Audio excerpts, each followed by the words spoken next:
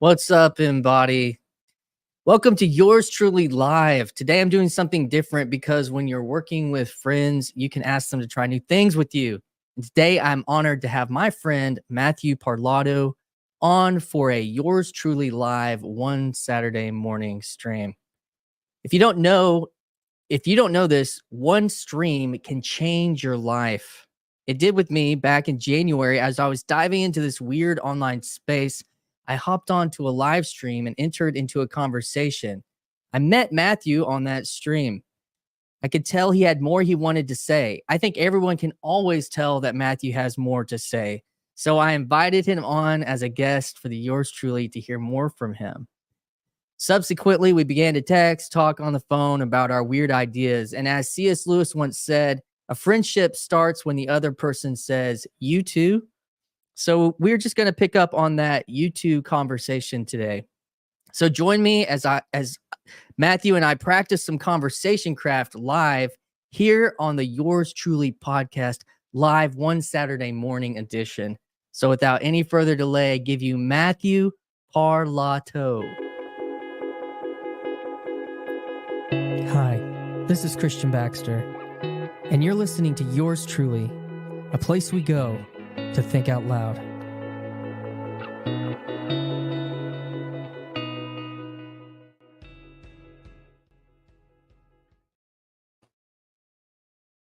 Brother. Good morning. Good morning, Embody. What's up, Christian? Good morning, Embody. Yeah, man. So we were just talking about the Stephen D20 stuff. What were you saying about that backstage? Bring that back out.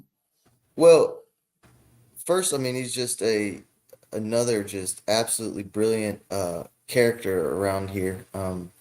His scientific bona fides and math bona fides are just endlessly interesting for someone who has that high need of cognition and who also kind of came from pretty leftist, secular atheist kind of worldview, materialist worldview. And the way I say it is cognitive science drug me by the ear back to a more metaphysically inclined kind of framing. And then he actually got into something just that really fascinated me. And it's something I've written about a long time ago, or just a little while ago. I have the date here somewhere. But about the what he's perceiving as kind of the inversion of the physical and the metaphysical. And cards on the table, I didn't get through the whole conversation, so I'll probably finish that up sometime today. But the first half of it was very good, like all the other conversations were with him. And I guess his framing is that we perhaps have it mixed up, that he believes the reality we are participating in is actually the metaphysical, and the kind of the concepts and the abstractions and the more narrative the more narrative centric kind of forms of communication, perhaps that would be the physics. That would be what we can kind of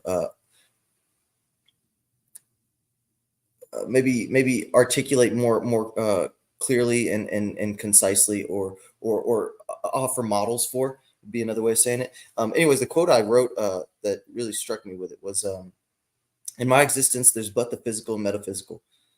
My most cherished and most profound is when these touch. If respected and pursued proper, these moments will even pursue you." And so I didn't get as far as Stephen with really trying to take the dive and seeing how we may have been absolutely confused, but I got at least to the starting point on those. They definitely have an interpenetration. There's definitely moments that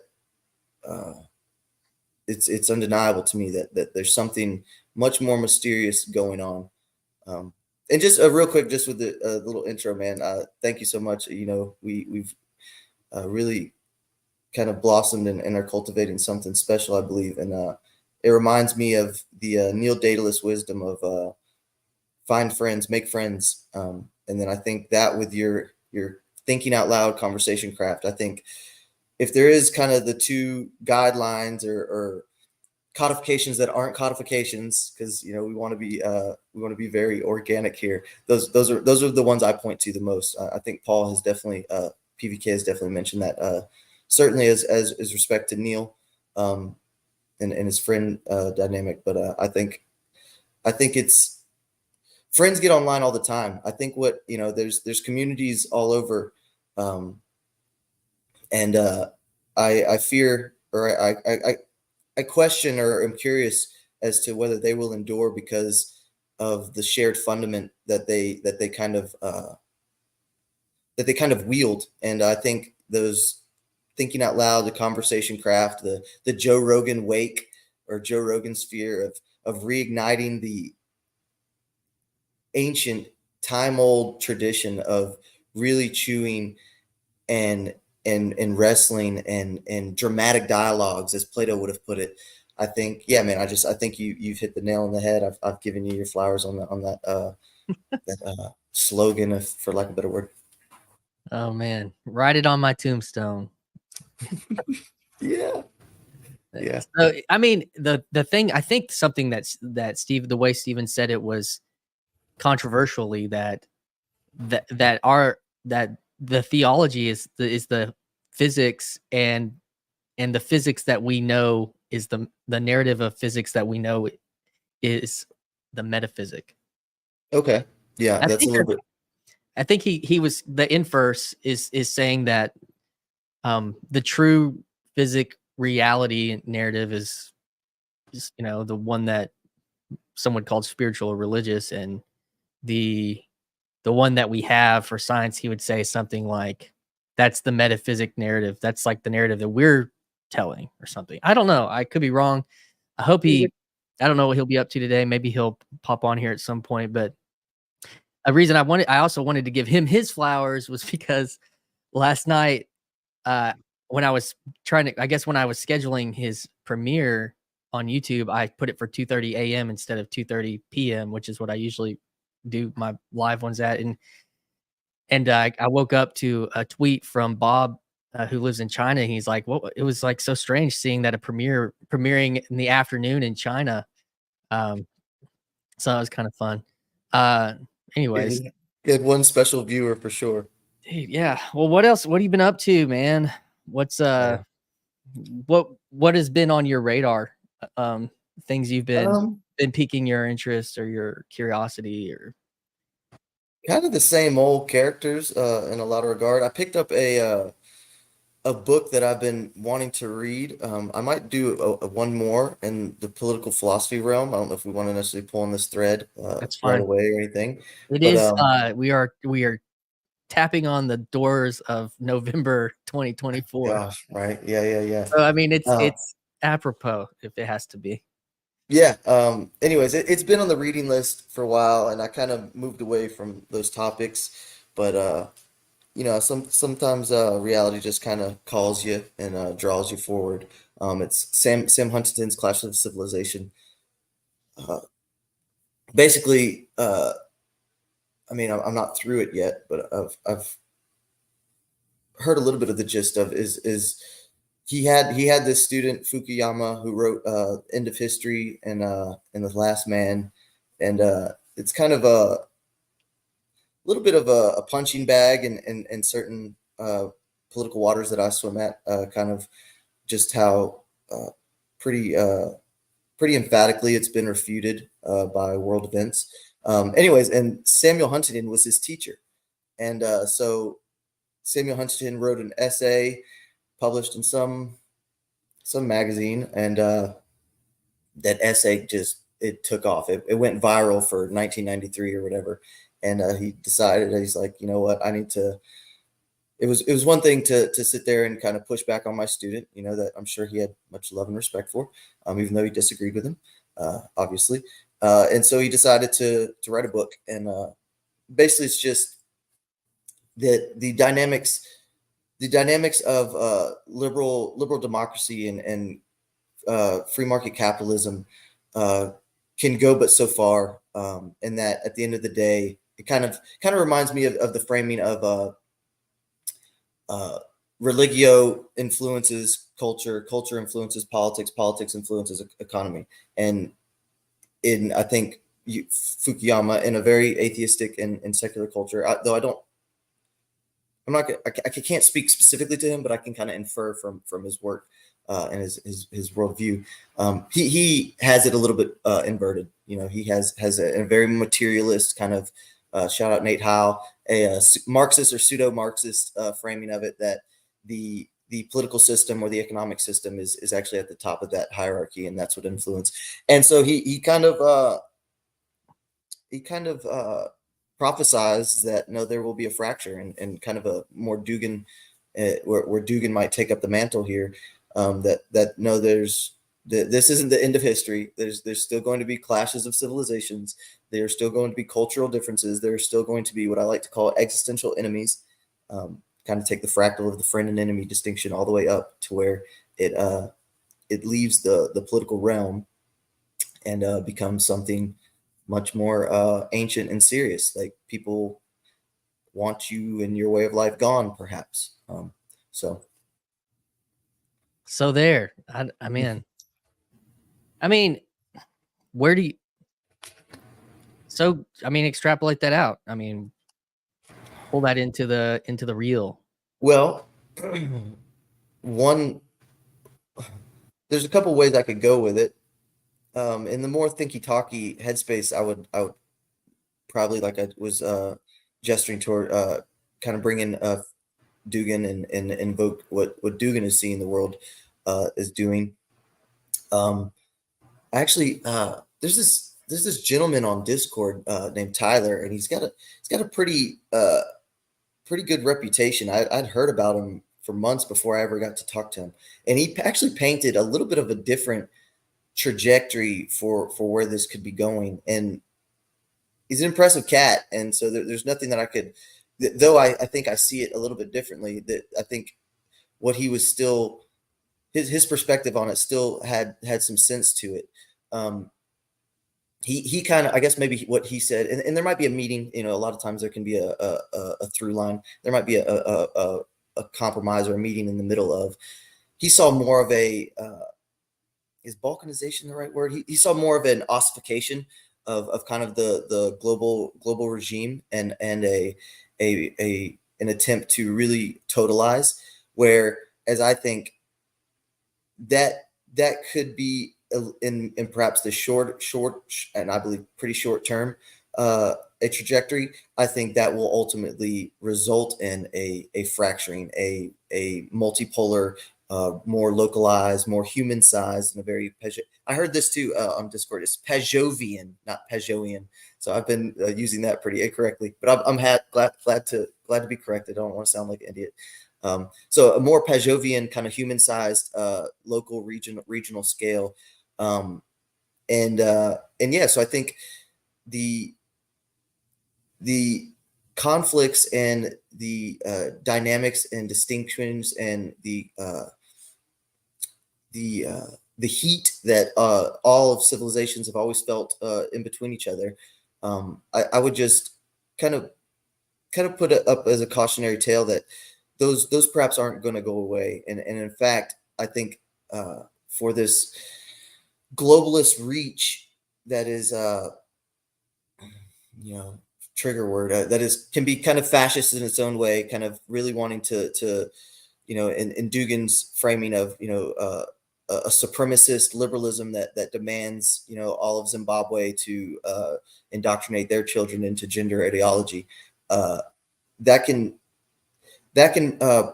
probably break down and perhaps pretty quickly. It may, and so maybe I could meet Tyler in the middle a little bit and say, with the technology and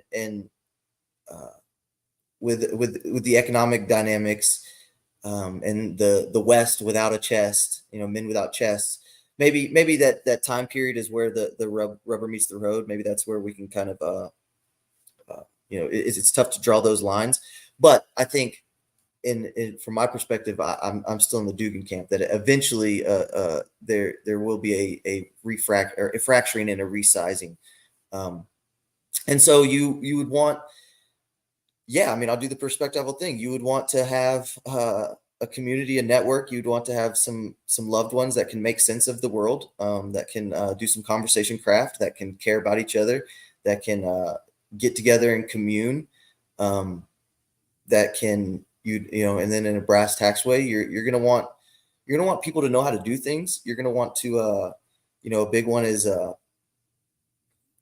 gosh, this is this is a hot topic, but so they had those pagers and cell phones explode in a pretty obvious act of war, I would say. I guess some people may push back that wasn't. But the fact is that so much of our hardware and our military equipment and military infrastructure is manufactured and distributed from via China.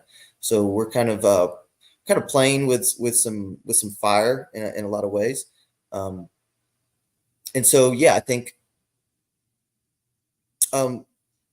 this would be an interesting synthesis here. Is my parents were in the line of both hurricanes. They were in North Carolina, Western North Carolina, in their cabin for Helene.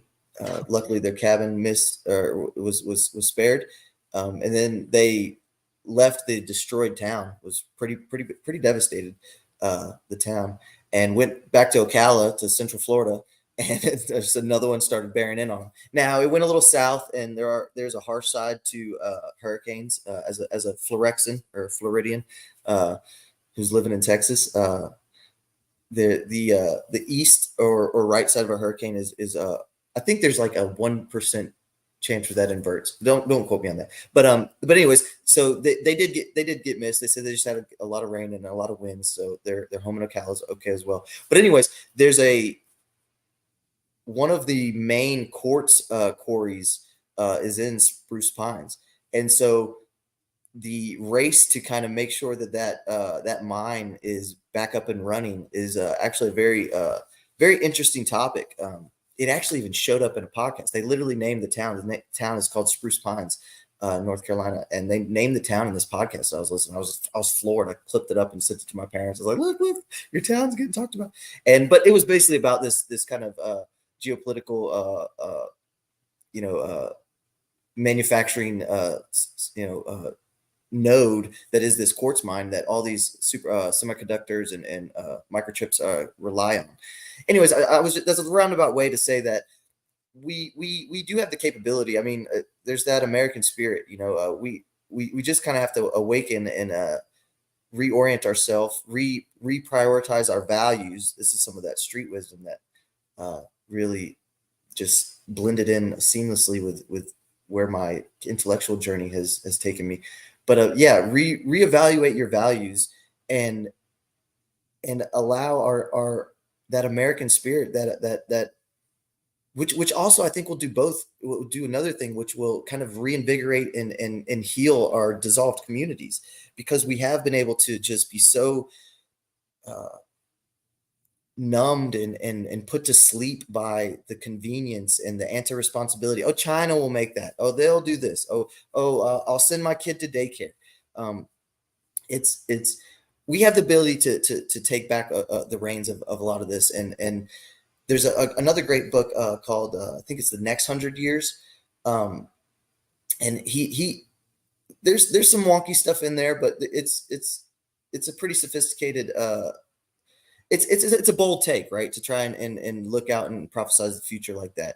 And basically there's a few countries and we're absolutely one of them that, no matter the calamity, America can really come out still doing fine. And that's my hope. That's kind of where I can see that a silver lining of, perhaps it's not going to be the West or the America that I was raised to think or know and love, and to a lot of degrees, I think that is kind of already gone and dead. But with a fracturing, competing global spheres, a dynamic, multipolar world, a more local sized locality and human sized dynamic, I think America can grab it by the horns, man. I think we can rise to the occasion, as it were. Sounds like a good Texan. I think grab him by the horns. I think that there's a couple of things you were kind of pulling on there with at the same time that you have this kind of the globalized nature of commerce and industrialization that we're all tied up in everyone's interest is tied up in everyone else's interest sometimes, like with whether that's with gas or whether that's with microchips and you know uh COVID, the way I saw that was whenever most of our medication and a lot of our protective gear was like being manufactured in China. I was wearing uh these gowns that were these plastic gowns that were being made by a shower curtain company, for a while when I was at work from America, because that was the only way they were repurposing their shower curtains into like protective gear. And so let's see, Fleavis. Local vision seems in conflict with spending time online. I think that it's both in because the region, like when Matthew said, like finding your community and your people of trust, like I think what we're in a bottoming out in a certain way where uh I said this on Paul's stream yesterday, like maybe this is where we're learning how to talk again so that and it's going to take that to be able to remember how to talk to the people that are around us or something like that. I Yeah, wonder about that for that's myself. right. I hope so at least. I could be That's wrong. right. That's right where I wanted to take it, because I would I would push back on Phlebas and say, well, let's speak from the perspectival. And what is TLC if not aiming for estuary? What Yeah. is what and how is that not taking the tools at hand, taking the dynamics at hand, and trying to shout out Grim, trying to kind of reach back and say, hey, no, we're gonna we saw Joe Rogan do it. We're actually gonna go further and deeper. We're gonna have a theological and philosophical fundament, and uh, supported and infused with the most cutting edge cognitive science. We're gonna stand with love and care, and from this weird online non-local community, we take it right into our localities with estuary. I also think that I want to go back a little bit to the point where you're talking about like technical advancement versus kind of the breakdown. And something that's really strange that's happening right now is, the used to be unified vision of a country behind technical advancement, something like NASA, something like whatever Russia was doing, whatever they called their cosmonaut, stuff. And now you have industry like Elon Musk doing, it's an individual doing this thing.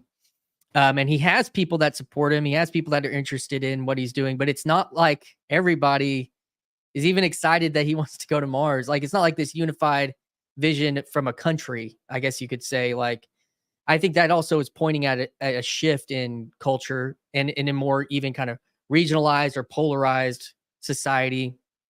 Um, you can't imagine that 50 years ago that if he was doing what he's doing, that everyone wouldn't just be like, "Isn't that the most great thing?" and go on with their day. Like, but that's Yeah. not like, yeah, Elon's and whatever. You can have people will have opinions and whatnot, Oh, but then there's also the breakdown. Like, I mean, you mentioned that your parents were in the Western North Carolina. I didn't realize that, but it's really fascinating for me in the Jordan Hall, Marvel comic universe narrative arc of where he like, he sends the status and then like he finds he's like, okay, no, it's like this regional localism, and it's like put to the absolute test yeah. of, and I'm just interested. I mean, from a person's story arc, like in real life, like what that's going to be, uh, Yeah. how that's going to turn out or whatever, because that the value for the brotherhood and when things happen in a small town, um, it's hard, I think, to conceptualize if you've been urban minded for so long, like what, there's been situations where say in my town where younger kids have passed away like as teenagers. And what you saw, like when four different churches, like because there were like, all these people that wanted to attend, but they couldn't attend the funeral. So all these churches worked together to like have like a live stream of this kid's funeral. Like, and there were that kind of thing. And where you get these glimpses of this kind of small town community coming together. And then when you obviously when you have like a natural disaster and that's just like ramped up into what like how I'm interested how that's going to change like his perspective on what it means, like what friendship community. He talked about like when he first moved, Jordan first moved to Black Mountain. He said, I was walking around and everything seemed like, Mayberry or whatnot. And I looked up at this guy who was 80 years old on his front porch. And I said, he said something like, does this ever change? And he goes, hasn't changed for me in 80 years or something like that. And this is going to be really interesting if Jordan does end up rebuilding his life and his family, his community. If he's 70 years old someday, and he's able to say that to somebody that's moving to a rebuilt Black Mountain, like what that will carry. I just think that that's going to be interesting. And that is, that's more a picture of a grounded reality than the urban monoculture that we're kind of fed as the new American dream. That's, I think, undermining itself and whatnot. Well, and it's a healthy take on where I go is I go Jackal's Technological Society. And I loved where you landed. It's a more grounded participation in this thing we're calling civilization and society. It's not having the techne for the techne's sake. It's, perhaps that old man or his grandkids have cell phones, but they're not sitting there so indoctrinated in the culture. This may be a little bit too far of a stretch, but they're not so far indoctrinated in the culture that they're not going to have children. That grandpa's not going to have great grandbabies and great grandbabies. And there's actually another crumb of Marvel comicry in that is I've heard a little birdie. I hope I'm not spilling tea, but I've heard that he's at the at some Duck Dynasty characters church. Like there's some. Jordan Hall, the church he ended up at is actually somehow connected to the Duck Dynasty folk. You'll have to ask McMo. He was gonna go a few weeks ago. On the hand, would complain about Abraham. On the other hand, would complain in Abraham's bosom. I can't remember the theological point of Abraham's bosom. Give me the TLDR. I know it's in there somewhere. McMo. Well, and I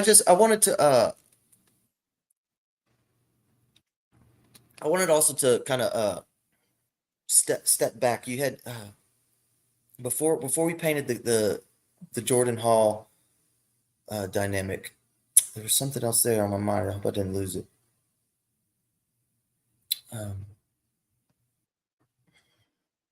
Talking about locality. Yeah, I guess. Well, I'll just go with this. I think. Yes, I got it. Okay, I think this is what when you mentioned relearning how to talk to each other. This is kind of ties back into also what I was saying with the shared fundament, right? There's some online communities that, and I think Neil has even mentioned this. Neil Daedalus about they align and unite under the banner of like a video game or video games as such, and it doesn't hold.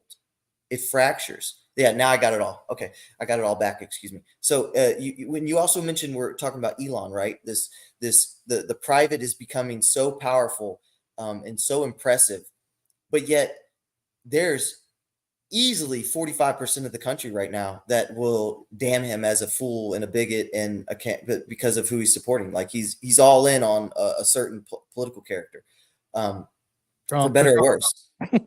Yeah, for better or worse. And so what I would say is that's what I think is to be so bold. It's one of the things I think is so special about here is we're not shallow enough, or excuse me, we are not as shallow. We went to the ground. We went to the bottom. We went to theology. We went to philosophy. We went to cognitive science that is in dance and in conversation with these, in a very Jordan Peterson kind of way. The evolutionary biology and the cognitive science are coming to a meeting point.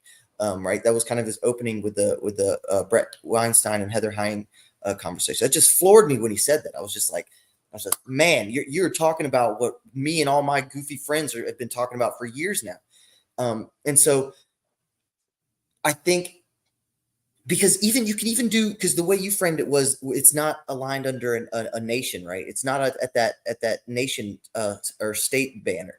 And I guess I would just say, even that is only 300 years old.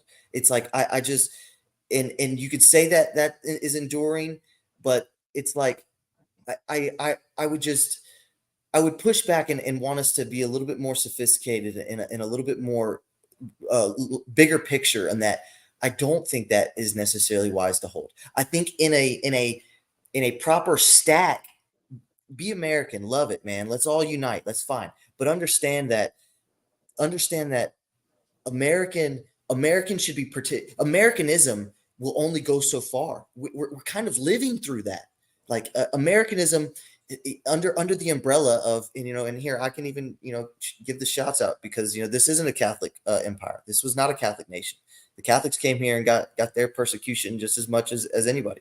There was, to go back to my book on the Puritans Empire, there was a little bit of a race, and it was very fascinating what happened, in the Southern Americas and the kind of the race to get to the New World, and how that was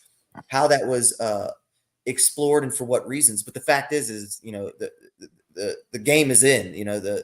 The Protestants won. We're all Protestants now. This is a Protestant nation. And so the fact is, and this was kind of, we tie this into a little bit of what you mentioned with that Eric Weinstein X space you were a part of, or got to listen in on, is that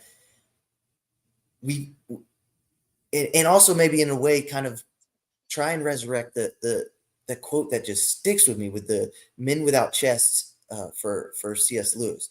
That one is, I cannot shake that one, because I think we've lost our identity. We've confused our identity in that we are these citizens of a nation state, and then that's even bled into deeper, where we're these citizens of this global network. And it's like that. I don't believe that will hold.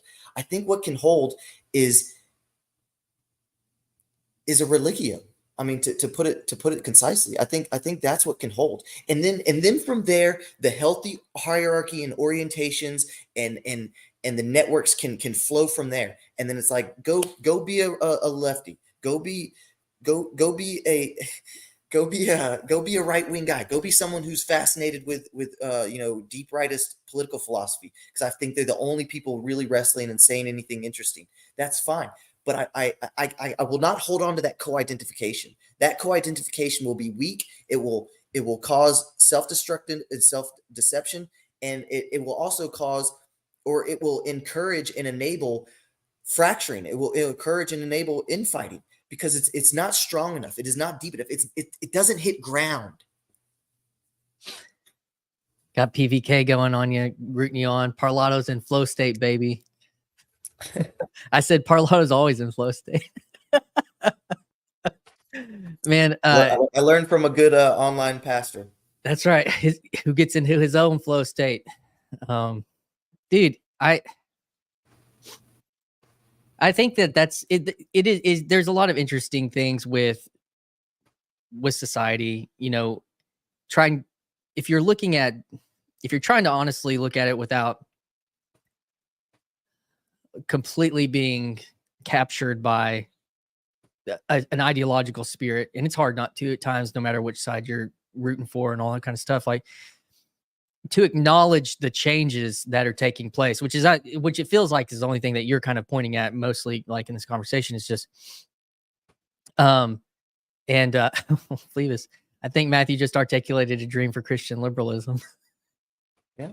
So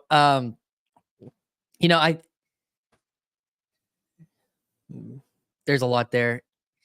Another piece that I just had a conversation with and if Paul, if you're still listening, you'll find this interesting, with I think he tried to connect with you on Twitter, but I took care of that for you. I took that delegation on myself and had a rando with him. He's from Greece, and I was like, "What's it like there, Greece on the ground?" He's like, "It's the same. All the kids are listening to Taylor Swift and watching Netflix." And I was just, well, it just was so fascinating because it's like we think, and Neil Daedalus hit on this when he was overseas, like in the East. He's like, yeah, there's some like vestige of cultural like heritage, but he's like the world, the West is becoming very its own hyper object thing with a type of culture.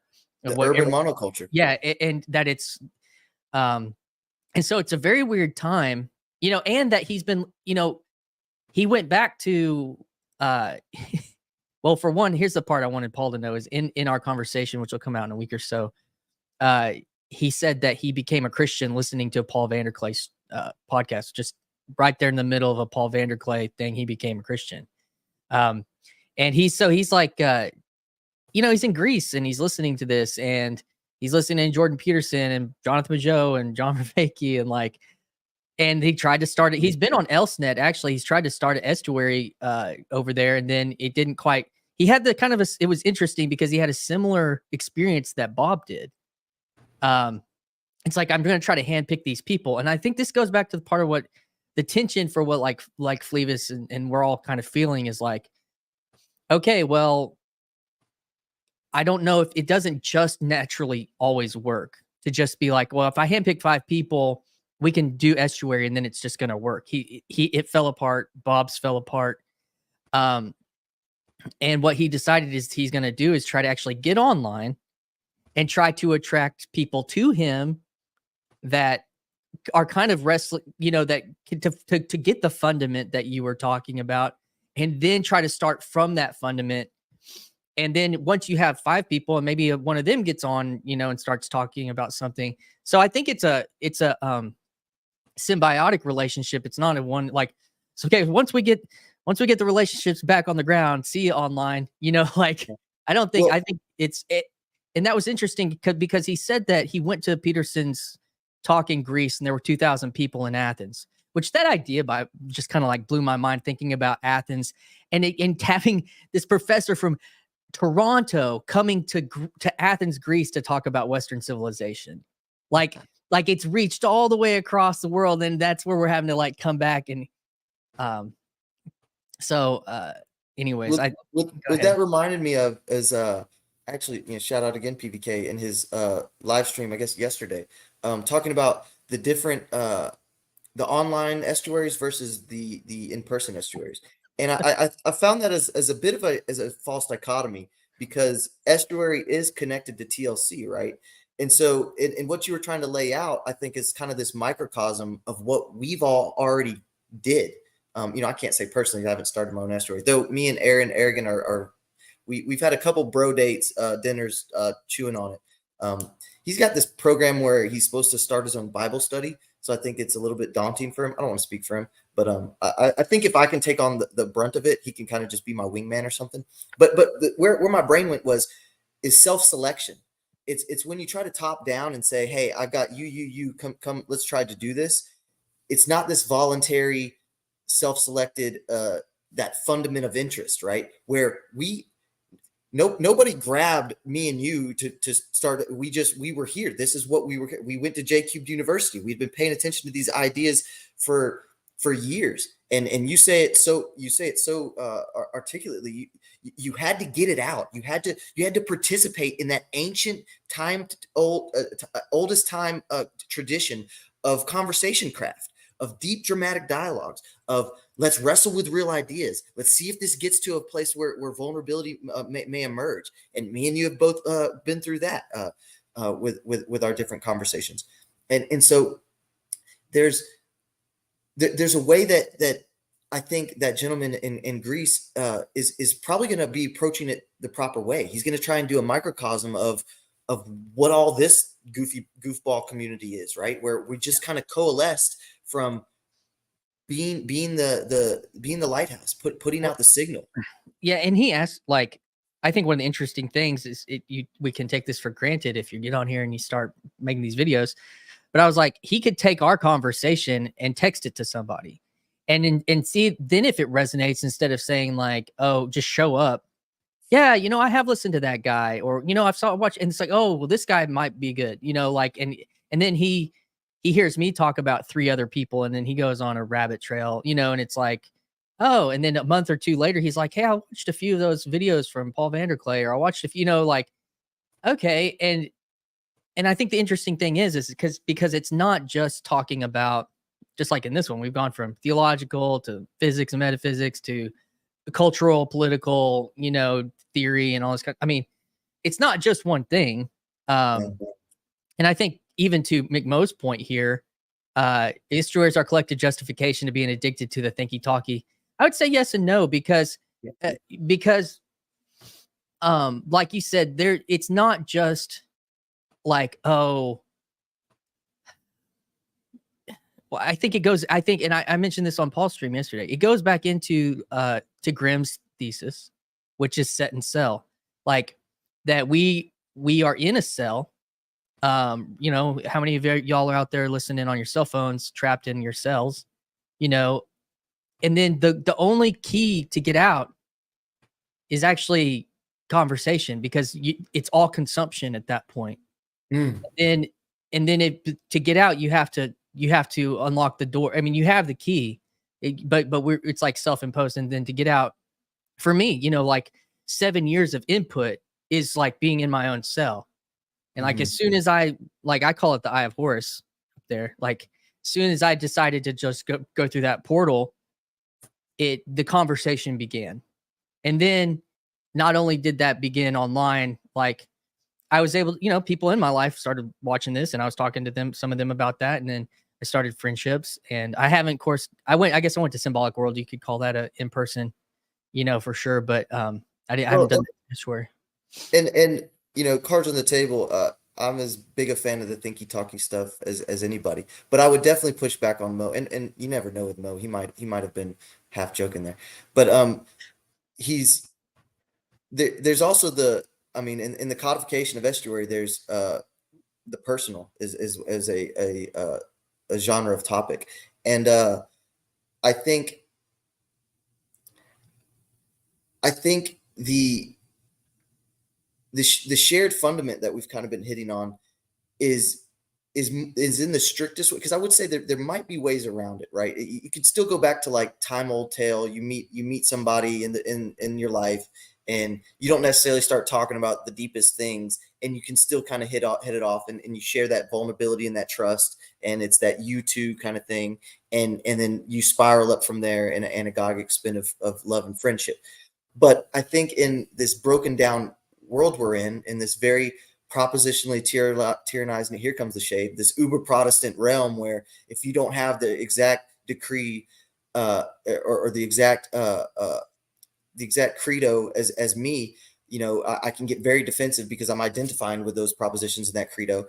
It's in the strictest way, I think the most robust way to build these relationships in this community. Because I mean, look, I'm not going to put his name out there, but just last night on a Discord, I mean, this guy was sharing a story, and he broke into tears because of how he hadn't thought of it in so long, and he hadn't realized how much it had moved him. And I mean, there's 12 of us in a Discord chat, and this grown man, a lovely, lovely gentleman, he kind of cracks a little bit. That's not the best metaphor, but he has that moment of vulnerability. I mean, I don't want to do the self-centered thing, but we've had our moments too in conversation. I can be an emotional mess, and so I think there's a both and. Let me try to meet Mo in the middle, because I think if we were to just sit here and do let's talk cognitive science, let's talk systematic theology, let's talk process theology, let's talk Hegel's philosophy. Like you can get kind of back into just a disconnected sharing talking points kind of lack of rich dialogue. But I think that shared fundament, that alongside the vulnerability to follow the logos, to say this is going to go where it's going to go, I'm going to be, and this comes where I think the loving stance, and I think this is one of what Paul's as the Vervaeke dork and J-Cube University, Paul gets left out of J-Cube University. And I've Sorry, thought about that for a while. But adjunct here's professor. what I want. Adjunct.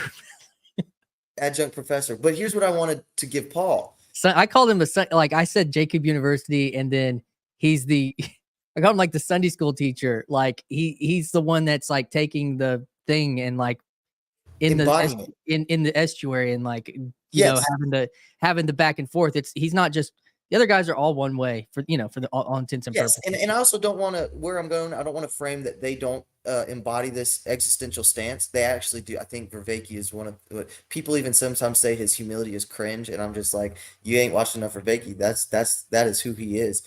And I cannot wait for that conversation that's coming up between those three. That is just that's cake and ice cream for me.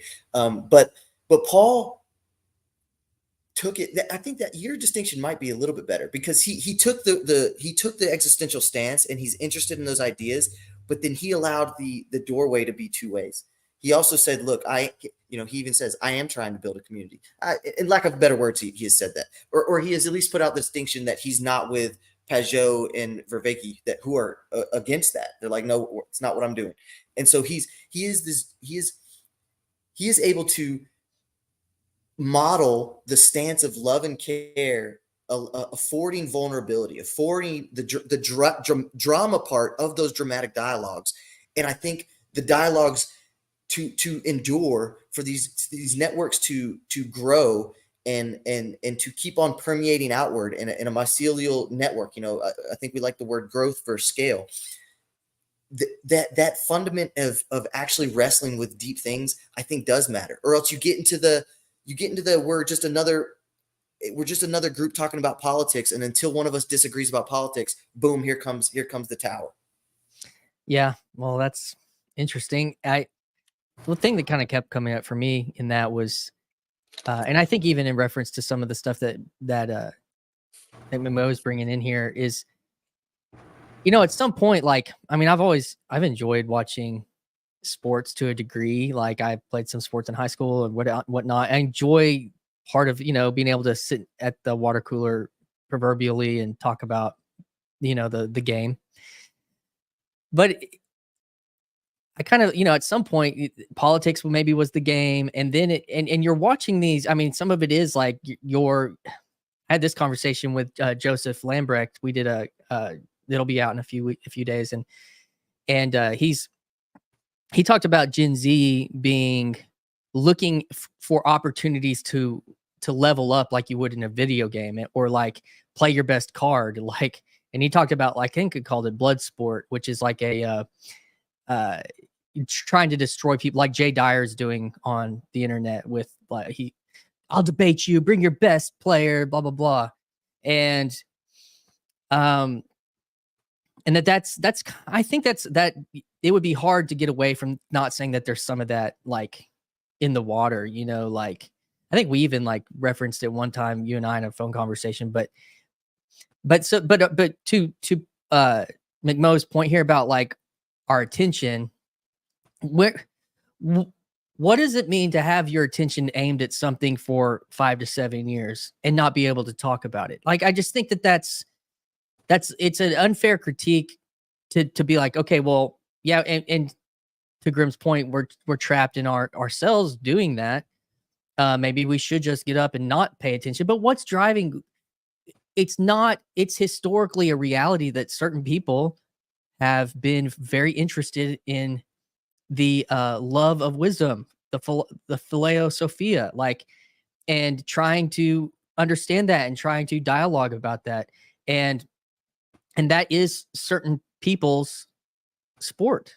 That is certain people's interest. That is certain, and so and then on to a degree, like, estuary is an outgrowth of that, because it is about dialogue. It is, and at the heart of that is this,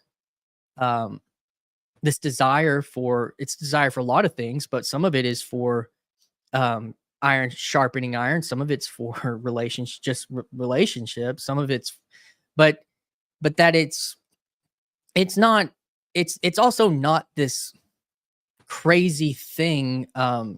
It's just that maybe more people, because dollar and cents says so, are willing to just live their life, discussing sports and politics on a certain level. And then there's other people it doesn't satisfy the same way. To speak of satisfaction, Paul's conversation yesterday, but um and um and because we do have the tools to reach out, just like the guy I talked to from Greece, like, well, I could get on and start a Twitter account and a YouTube or something, and see if I can get some, like, connect. And instead of it just being, I'm going to try to get on here, it's kind of goes to the Martin Shaw thing that he said at Symbolic World, was like, try to be famous for 5 miles, not be infamous, across the world. And so there's, I don't know. It's easy to be cynical, and yeah, go ahead, go with it. Yeah. I got a pretty radical take on this one, I think. Go. And I think there's a bit of a both and, but where my cognition went is, I have this saying, if philosophy is the love of wisdom and Homo sapien is the wise man, to the extent you disregard philosophy is to the extent you disregard your humanity. Now, I want to put the caveat in that at the end of the day, Philia Sophia is about living the good life. And so there are people, for lack of a better word, there are people with simple interests, let me say it that way, gently, that don't need to have this conversation. But the conversation is always being had. And whether you're going to have that conversation well or poorly matters. And what I think is, we had done the don't talk religion and politics so long that our faux elites, as I like to call them, they were doing this conversation very, very poorly. In fact, it had even become deranged. And so there is, and to Mo's point, to kind of, why do we defend ourselves? I don't feel the need to defend myself. I'm very confident and comfortable with how much I get out and move my body and touch ground, and how much I talk to other people. Maybe I'm the weird extrovert, or maybe I'm the perfect exemplar for this aspect. Is I talk to anybody. I get outside. I'm in the sun. I go play basketball every day. I'm very embodied in that way. It's one of the reasons that the incarnate was so powerful on my journey back to Christ. The East really had this kind of illusory, kind of a sleight of hand, and kind of it's a little bit of a derogatory notion or connotation there, but it didn't quite deal with that aspect as well, right? To kind of bring it back to Stephen D, it kind of really leaned into this mystery of consciousness, where at least the West and our Christian heritage will really kind of own up and say, hey, whatever this consciousness is, it's embodied. Okay, so we can kind of we can at least stick with that. And so I think, and here comes the radicalness. I think what we're doing is important, whether it is within the 5 miles or across the world. Let me try to be a little bit less bold with my radical take. Is that I think that deranging conversation, those people that are supposed to be doing the explicit Philia Sophia versus perhaps just the simple interested person who are living a good life and have the implicit Philia Sophia, it needed to be rejuvenated. It needed to be reinvigorated. We needed to learn how to wrestle with these ideas and still keep our humanity, still keep our relational connection, still be able to try and move with an existential stance of love, good faith, care, allowing for the vulnerable, allowing for the foibles and the goofy personalities. But we are who we are. I still haven't done this research, so I'm going to be shamed soon enough. But that high need for cognition psychometric. It's like, man, Paul's listening to. I mean, he has a certain profession, so I'm not picking on Paul, but that man is paying attention to a lot of ideas. Okay, he's a very interested. He'll throw the little ADHD thing. It's like, okay, there's some of that, but also I think he has high need for cognition. Like he's a very wondrous, curious soul, and so I think we're ripe for being in the position we are, for trying to take that rudimentary raw Rogan template and say, hey man, this thing can go way deeper. This thing can be way more important. This thing can be way more profound. perhaps important isn't the right word because of Rogan's reach, but in the same way, I have a lot more of a radical faith in what the TLC estuary pipeline can really do. And if you flash forward to 15 to 20 years, if we're so graced to still be holding on to some of this, and I think we will, even if it's in a different shape, form, or fashion. It's like these conversations, that J Cubed University experience, that has forever changed me. That is part of who I am now. It's the thing I say about, at work with the Roughnecks. When I get a chance and they bring an opening to sprinkle in some of this, you better believe, you know me as well as anybody in this community. I'm sprinkling in the cognitive science. I'm sprinkling in the Socrates. I'm bringing in, like, hey, this is a symbolic way of looking at this story of the Bible. And let me tell you what, insanely, they eat it up. They eat it up. Yeah. And I mean, that's, again, like, I'm not ashamed. Like, I don't know if it's because, I mean, I didn't know about estuary whenever I got on the internet. I didn't know about the subculture either. I just knew that I wanted to talk about it, and I was tired of not talking about it to the extent that I could. Like, and because it's not good. It's not good to exist inside your head, and it's not good to exist outside a relationship with a conversation. And so I don't know. I don't feel like when I navel gaze that I'm doing it out of sense of defense. I mean, my whole thing is conversation craft. I mean, you could sub that in for estuary. That's what that is. I mean, they're trying to craft conversation. I don't know what, A dramatic dialogue. Yeah. Yeah, exactly. So, I want to do something here. I'm going to do a commercial for my channel, and then I'm going to invite people on. And like, so don't go anywhere, Parlato. But I just want to say, so some stuff I've been working on is I just finished the series with Stephen D20 that we referenced at the beginning of this conversation. And we did one rando, and then we did 3, or we're walking through this thesis from, and I've called it Psi Religion, and I picked that up from, I don't know if it was Vervaeke or Jordan Hall or somebody. Like, I'm starting to steal these little things like Internet of Humans and I'm just using them the way I want to use them, because they're mimetic to me in a way that they may not even be meaning. But Psi Religion, because we go from the quantum and space-time to Christ over the course of 3 conversations. So that's in a playlist on my channel. And so I've got that set up, but apologies also, Stephen, for my premiering at 2:30 a.m. right in the middle of the afternoon for China. Bob was like, "Hey, there's a Christian Baxter premiere in the afternoon." And then the other thing I've got in the works is I've been having these conversations with some of them are repeat guests, all of them are, but they're highly creative people. Justin Wells, Graham Perdun, Matt C. Matt Hylam, who I've already talked to, and there's one more in there. I can't remember off the top of my head, but we're talking specifically about creativity. And these guys don't like play that hard because they're making stuff. Oh, it was James Taylor Foreman. He's a writer. So I've got writers, I've got people in movie storytelling, I've got poets, and I've got songwriters and producers. And at the end, I'm trying to work out a roundtable estuary-ish conversation with all of them to bring them together. And they're all influenced by this space and the same people because of the stream. Boy, he's in a defensive mood today. Because what am I trying to say?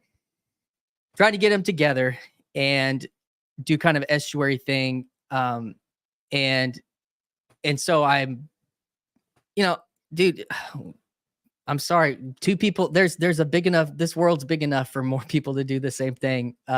Reach out to your folks, dude. I don't know. I mean, these are just the people I've had on, and, listening to Rick Rubin, my own journey with creativity. And, but it's going to take a while to get everybody on. But I'll finish up the conversations the individuals next week, and then we'll try to get a date on the calendar to get everyone together. What's up, Matt? Yeah, well, I just that great minds think alike. If Teo There you was go.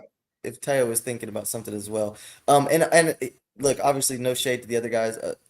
Justin Wells. Oh, we mentioned him. Or it might have been backstage before the conversation, but Teo has mentioned how impressed and how much he cares about Justin Wells. But the two I was going to say, and obviously no shade to any of them, but Graham Pardoon, a very, very interesting soul. And James Taylor Foreman, I believe you may have shared it with a bunch of people, but I know you shared it with me. Is it his Why I'm Back to Christianity? Why I'm a Christian Again.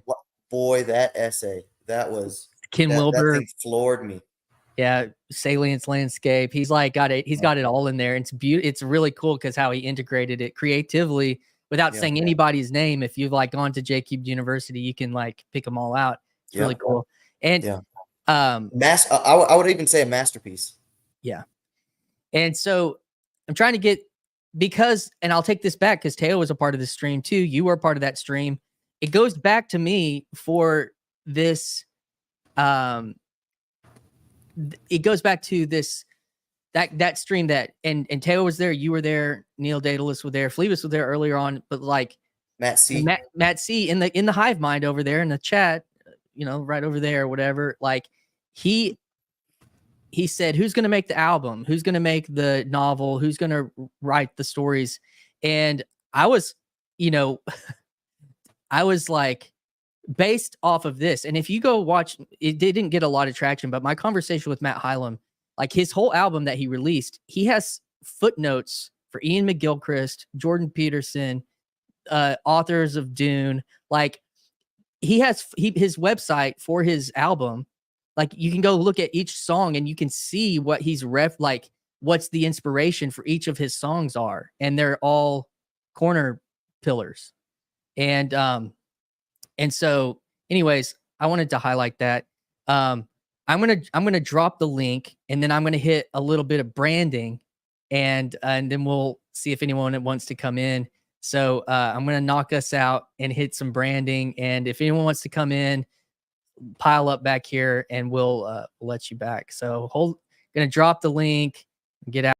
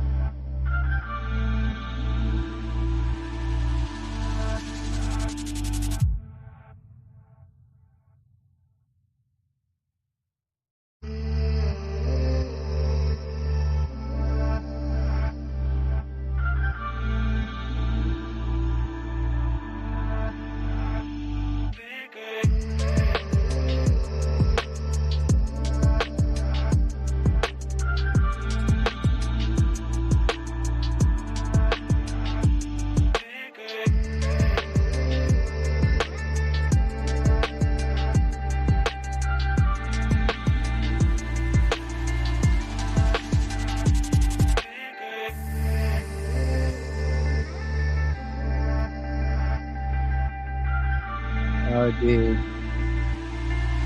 No one's jumping in. I've got the link. I think I have it highlighted.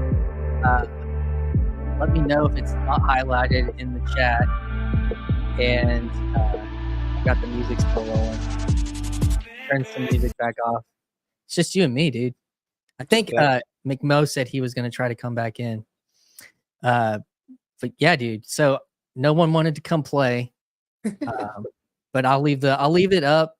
The link is, someone can let me know, because I still am not great at StreamYard. Is the link highlighted at the top of the chat on YouTube? Let me know. And the other piece, this is funny. This not highlighted, but it's in there. I don't know how to do the highlight. Let's see here. Button. Put you delete comment. No. Show. No. I've got it starred, but I don't know how to set it up at the top of the. Anyways. It's highlighted, not highlighted, but it's in there.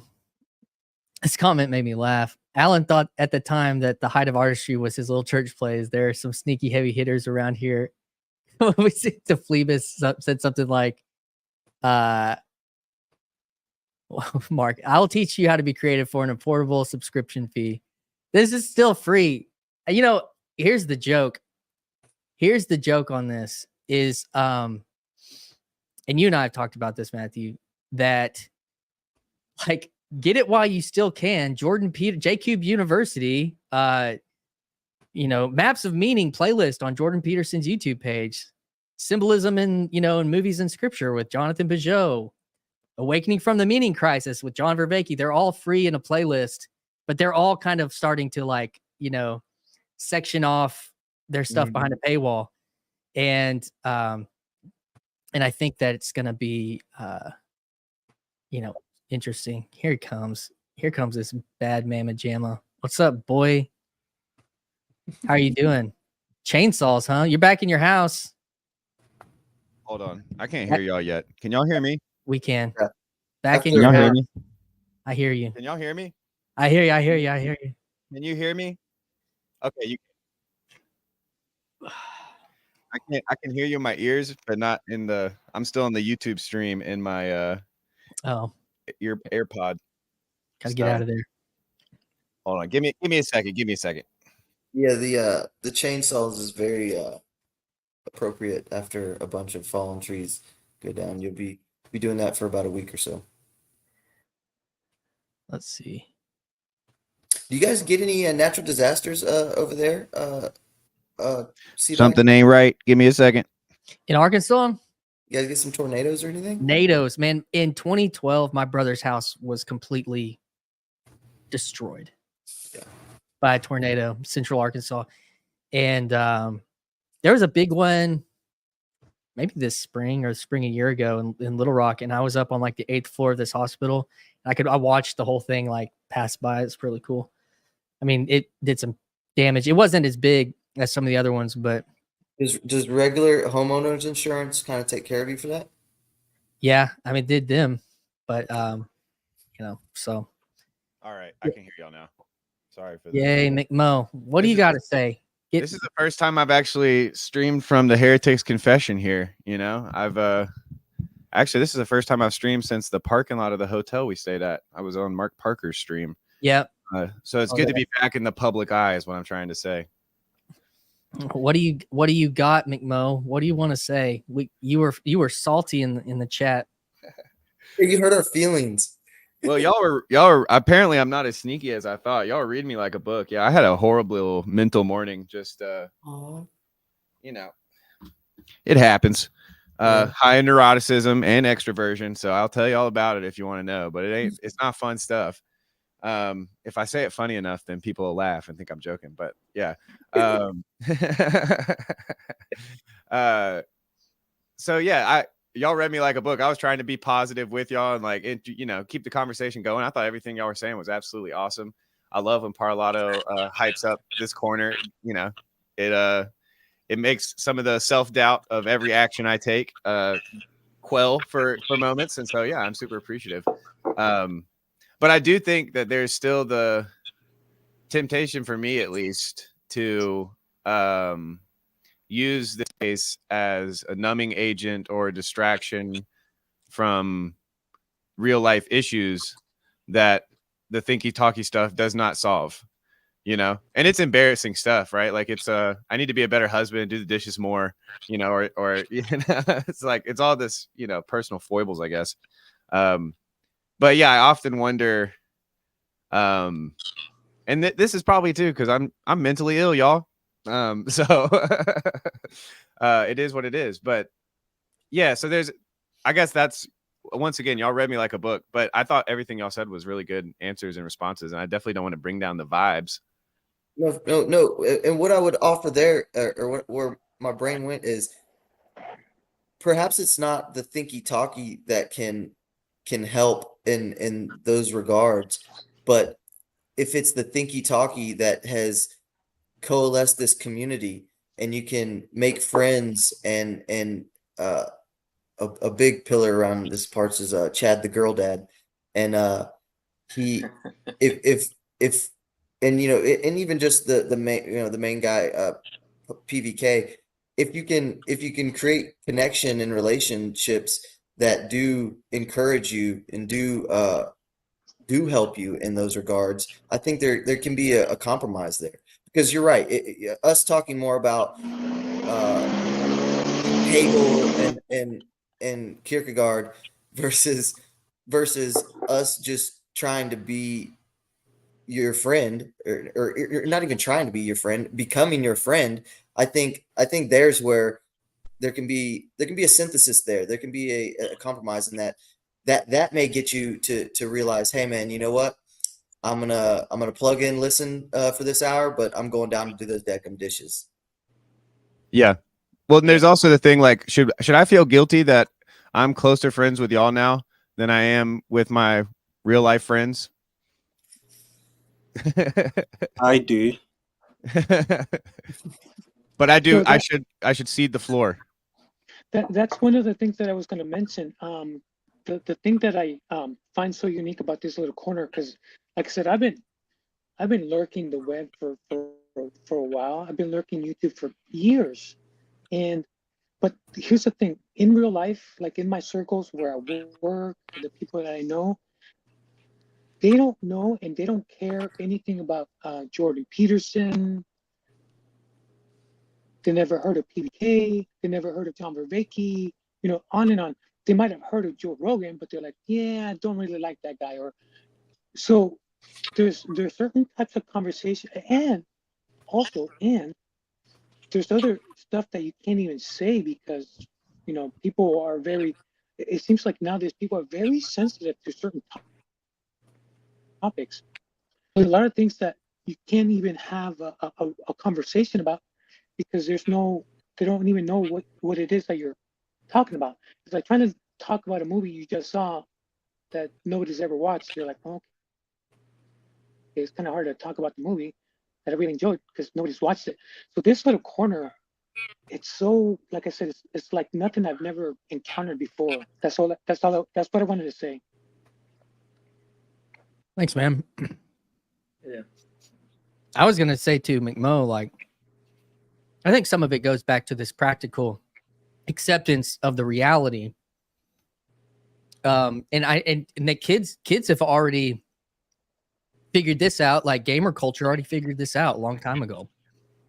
You know, like, and you know,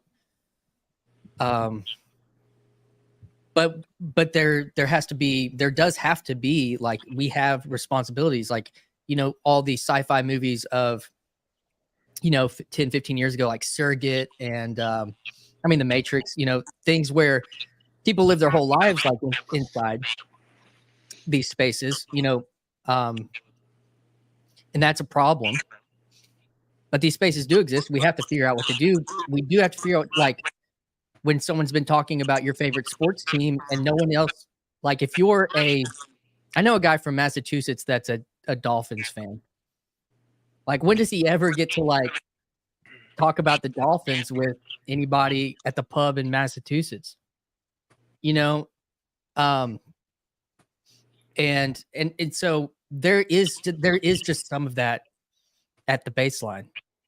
I think, and that accepting that is okay. But then we all have to do boundaries, and then the parts of us that maybe have addictive personalities or have some mental illness, like, Hey man, no need to point fingers at this point. You said something really cool, and now you're gonna call us out here. No, I'm just kidding. Rich, go ahead. on Paul's stream, I talked about being in the. I was talking to my therapist yesterday, like, dude, I'm right there with you. You know, I didn't get on. We all have our shortcomings. None of us are perfect. We all have our own unique struggles. But it's interesting that you feel comfortable mentioning that, because, like I said, this is something that it's not like anywhere else. Like, you know, I would not understand treat that- me like a model out there. Anybody watch it? No, don't do that. But what I'm saying is that at least you're comfortable talking about it. I find it more uncomfortable to lie or to pretend that I'm not feeling that way. So, yeah, but Tayo and the old Texas homie have not said anything yet. I'm interested in what they have to say. I only really came on to save Christian and Parlato from being up there by themselves after having exposed their intellects to the world. Well, I think Parlato has a good medium between, like, I'm going to talk about stuff I care about, even if there's not a space for me to talk about it. And then people like it anyways, because, I mean, I know gamer culture might have figured out Discord a long time ago, but it's not like they're great at communication either. They just are online too much. And I don't know. I mean, for me, I've been trying to back away from all internet stuff as well because of my own, just like McMo with my own life stuff. But I just figure instead of wanting to retreat and run away, I think the best thing you can do is be responsible, but also wherever you're at, just be more open about the things you're going through instead of trying to hide out of embarrassment, because I'm definitely a Smeagol-like person. There was a funny Instagram group of guys that, like, influencers that moved into a house together, and they're all playing poker, and they're all playing a game, and they're like, oh yeah, you'd be like a good Boromir, and every time they got to one friend, they'd be like, you're like Smeagol, and then they would be like, you're like who's Dobby? No, you're like Dobby, or they'd be like, they were always telling him, you're like anyways. You know, it was a funny sketch. I don't think it must not have landed here, but two people removed their faces to not be associated with. Anyways, Tayo has heard enough. It is, yeah. It's embracing the shadow is important, and it helps us not wear as many masks, and that's the only way to, you know, to come into these spaces and fight the temptation to, what is it? Something performance that they say, like performative. Somebody's clicking it. I don't know who it is. Try to get everybody's mic settings right. But anyways, like some kind of like performance. I don't know. Tail, you jumped in. What do you want to say? Well, there were a few things I wanted to say, but then McMo came in, and now we all have to feel sorry for Matt. So, but nah, for real, there's I think we really miss when Sherry was doing the Poets Saturday, because a lot more crying was done, and I think we miss crying in this space.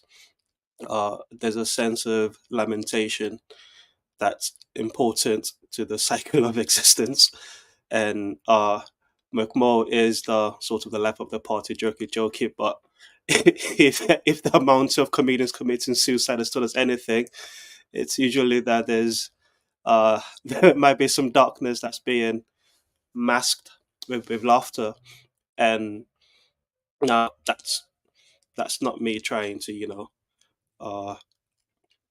scream doom and gloom with Mo, because I do not believe that's the case. But I do think there's an important there's an important arena of lamentation that the internet doesn't really afford much. Uh, I also very much wrestle with the tension of how much attention I give to my internet friends versus my real life friends. Uh, it's a lot easier to maintain internet friends than real life friendship, because people are very much more complex and are a lot moodier in real life than they come across online. Uh, yeah, those are some of my thoughts. And then I also do want to talk about what the last thing McNaught said before he came on about the sneaky heavy eaters of artistry that this little corner has. Because I've got the privilege of knowing a few of them, and boy, yeah, it's this is not your this is not your grandfather's church play artistry that's coming out anymore. Even though we love all church plays equally, they're doing good. The youth group needs they need their Bible sermons. The Lifehouse YouTube skit. 'Cause you're all I want. Y'all know y'all saw that. Come on. Big Mo, you Taylor, you saw that. I'm more laughing at just like you keep shooting, and I love it. Keep shooting, brother.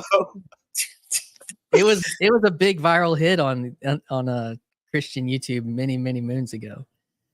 I got a little bit of a thought. There's a couple threads I want to try to spin. It also takes, there's we're at an all-time low for number of close friends. I think people are it's like the highest the most common number for that is, I think, one close friend. And so it also takes that community and that network to allow that vulnerability to come on and to relate to someone through their vulnerability, about their vulnerability, to be vulnerable to another. And so that community is based on attention. And in today's society, it kind of reminds me of that Afriel and Christian concept about the music, right? We all have our own Spotify station, like customized down to, I have no idea what you're listening to. I got what I'm listening to. I'm paying attention to what I'm paying attention to. And so when we all coalesced around attending to these big thinky talky ideas, that afforded the network to then Mo come on and say, look, guys, you guys nailed me in the chat. I'm having a pretty interesting morning, here and here. And so I think there's a both and look, I don't have a ton of friends. I just moved my whole life to West Texas. One of my friends is literally on the stream right now. He's literally down. He's been in Midland this whole time, and I just happened to move to this silly part of the country. And so there's a balance, and I'm not saying I do it the best, but there's a way to participate and take the good from here, and then have that infuse, have that be if you are what you attend to, right? We bathe our attention in these ideas, in these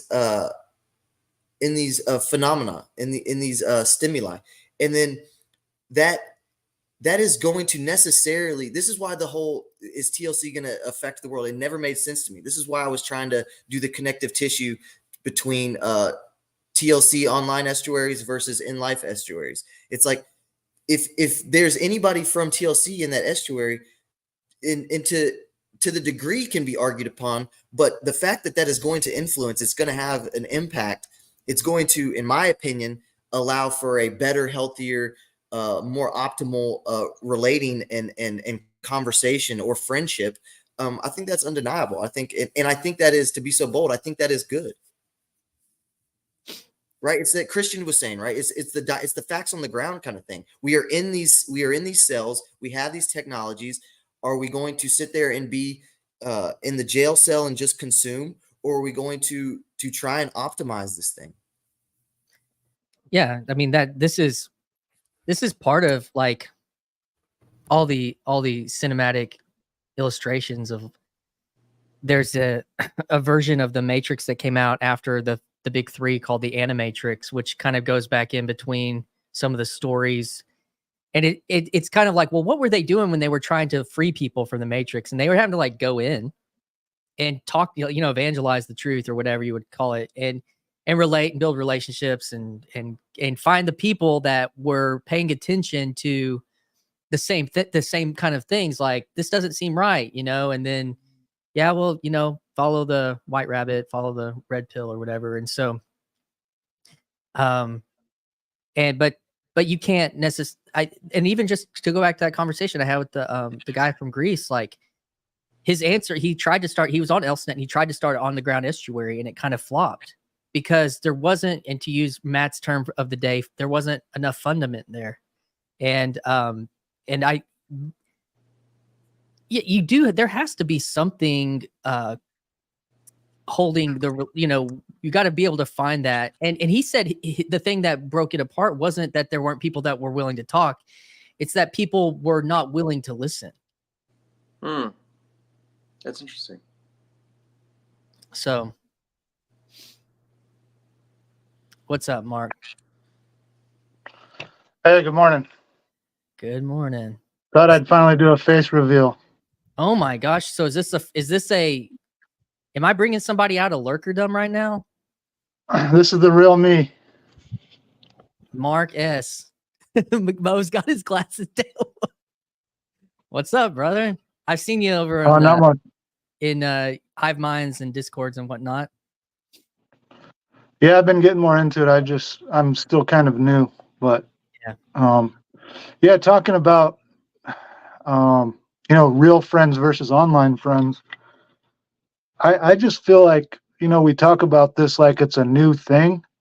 And I think that it's not really new. It's just faster.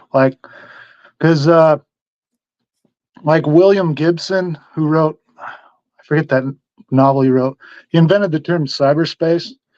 And when the internet first started coming out, he was like, well, this is going to be the end of scenes. Like, because, all of time, like, especially in art or science or whatever, you have like these groups that have innovation of, like, say, like the grunge scene in the 90s with all these bands, or, punk in the 70s, or you could even go back to like in the 1920s Paris with all like the modernist artists or whatever.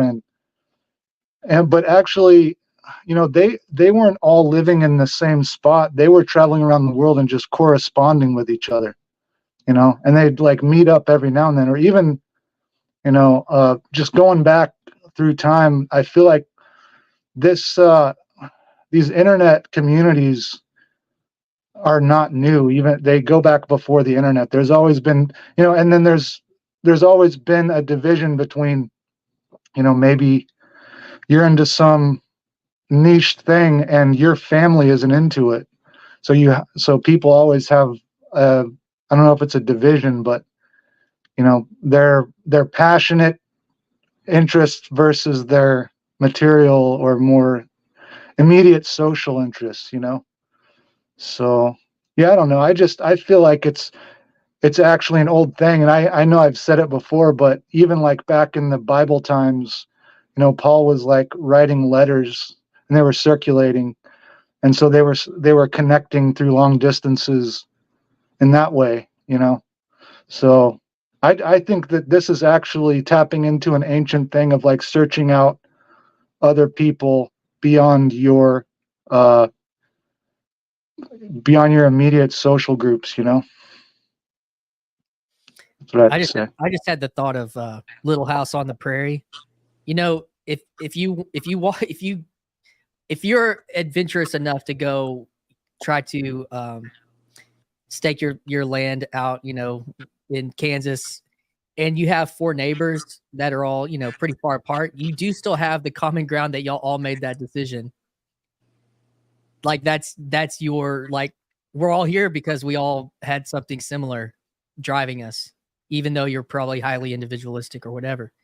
I think that's really interesting talking, and that the traveling and, it sounds real familiar, But I mean, in the words of Fall Out Boy, this ain't a scene; it's an arms race.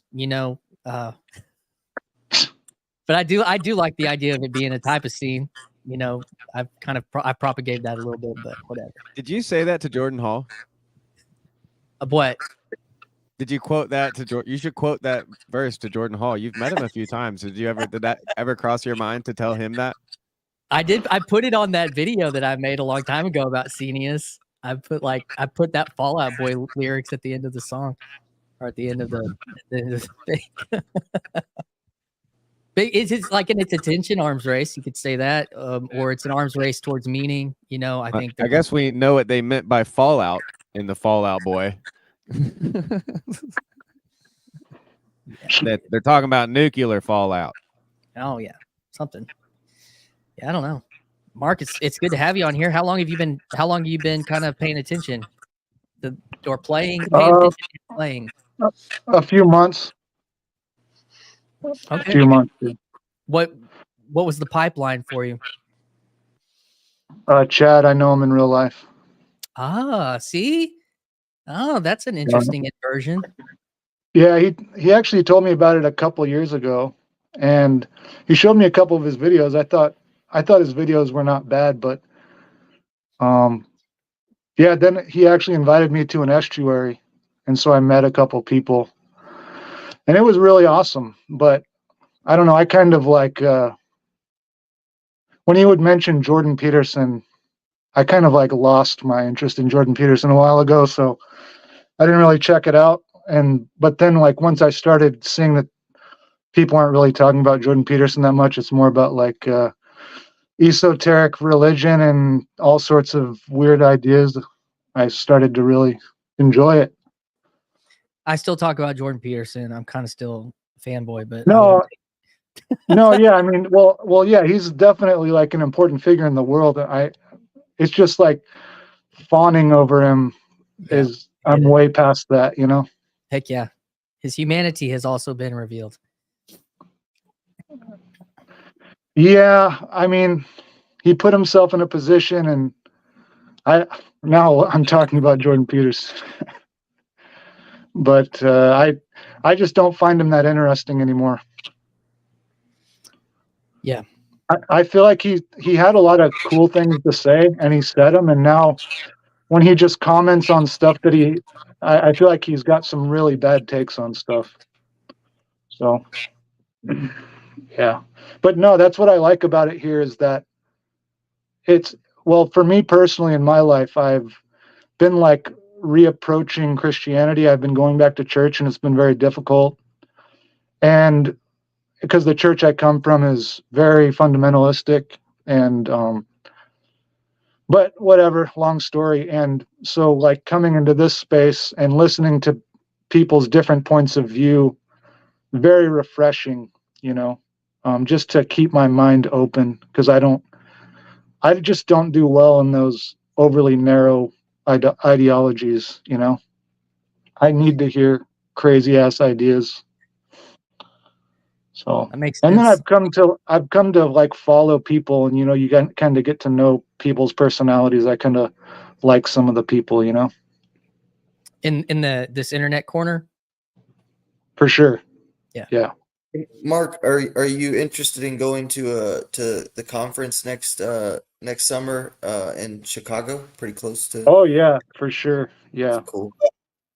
I mean, I probably, I'll probably offer to help out with that, because yeah, Chad's been my pretty good buddy for a while, So he's I mean, people talk about him a lot, but I don't want to kiss ass. I mean, but he is actually a pretty good guy in person too, So yeah, whatever. I don't really like him that much. It's like, get vulnerable. Take it back. No, just kidding. I just can't be too nice. Well, I heard what really catches people off guard about Chad is just how handsome he is under that mask. Like I think it really takes. I mean, Matthew, you can speak to this. You've met him in person, I guess, but like, as far as I know, and from what I've heard, that yeah, it's actually an arresting amount of good looks That's Yes. it becomes hard to be in the same room with him if you're Yes, at least I- bit insecure. I totally understand why his mother of his soon-to-be child fell in love with him. And the other thing is, he's a mountain of a man, not a small man.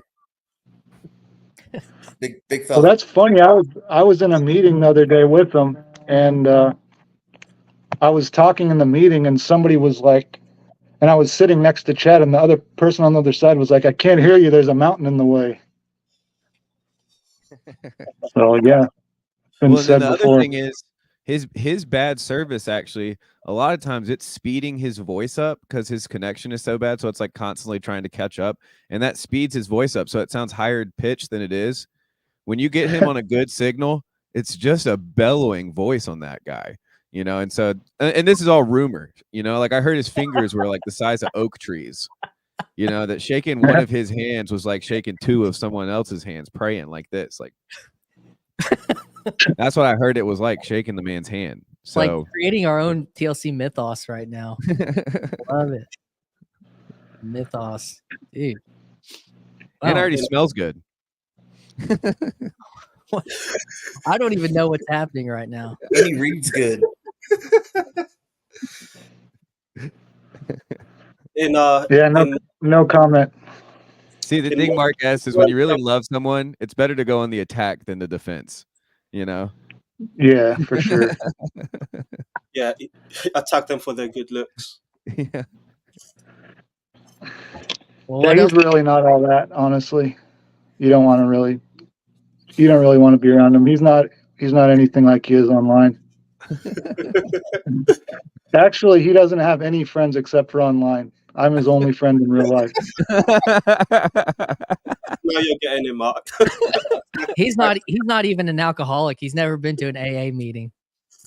Oh, That's Alan's Yeah. joke. He said, We- "I've we never kinda- stopped drinking." We let him go because we feel bad for him. But he You said know. in his recent stream he was a mascot, so it's just kind of like he is a mascot. So you just kind of you got to give the mascot a little bit of leeway. It gets hot and sweaty in those suits. Dude. yeah, and plus he makes the coffee, so we let him go. If Chad was here, he'd probably be like, you bastard. Yeah. Shit, don't tell him I said that though. So you Not recording. can, I guess maybe it's because it's Saturday in the afternoon. You decided to hop on. Like what pulled you out of the lurk, man? What made you decide this is the time? He's been on Mark S's streams, Christian. Have you not been following along with every single one of Mark S's streams? I just Yeah, I've been on. he's gonna Not show Mark S, hey, Mark Parker. Mark Parker. He's been on Mark Parker's Yeah. stream. That's what I was trying to say. Oh, well, are you just saying Yeah. you show your face on this stream? Is that what you were saying? I just didn't know what you No, meant. that was a joke because there is no face reveal. Yeah. Yeah. Dude, Come on, Christian. just like my I actually feel like a chicken shit that I'm anonymous, Like I feel like I don't have as much skin in the game, literally, but I have to for multiple reasons. Yeah. There, Oh.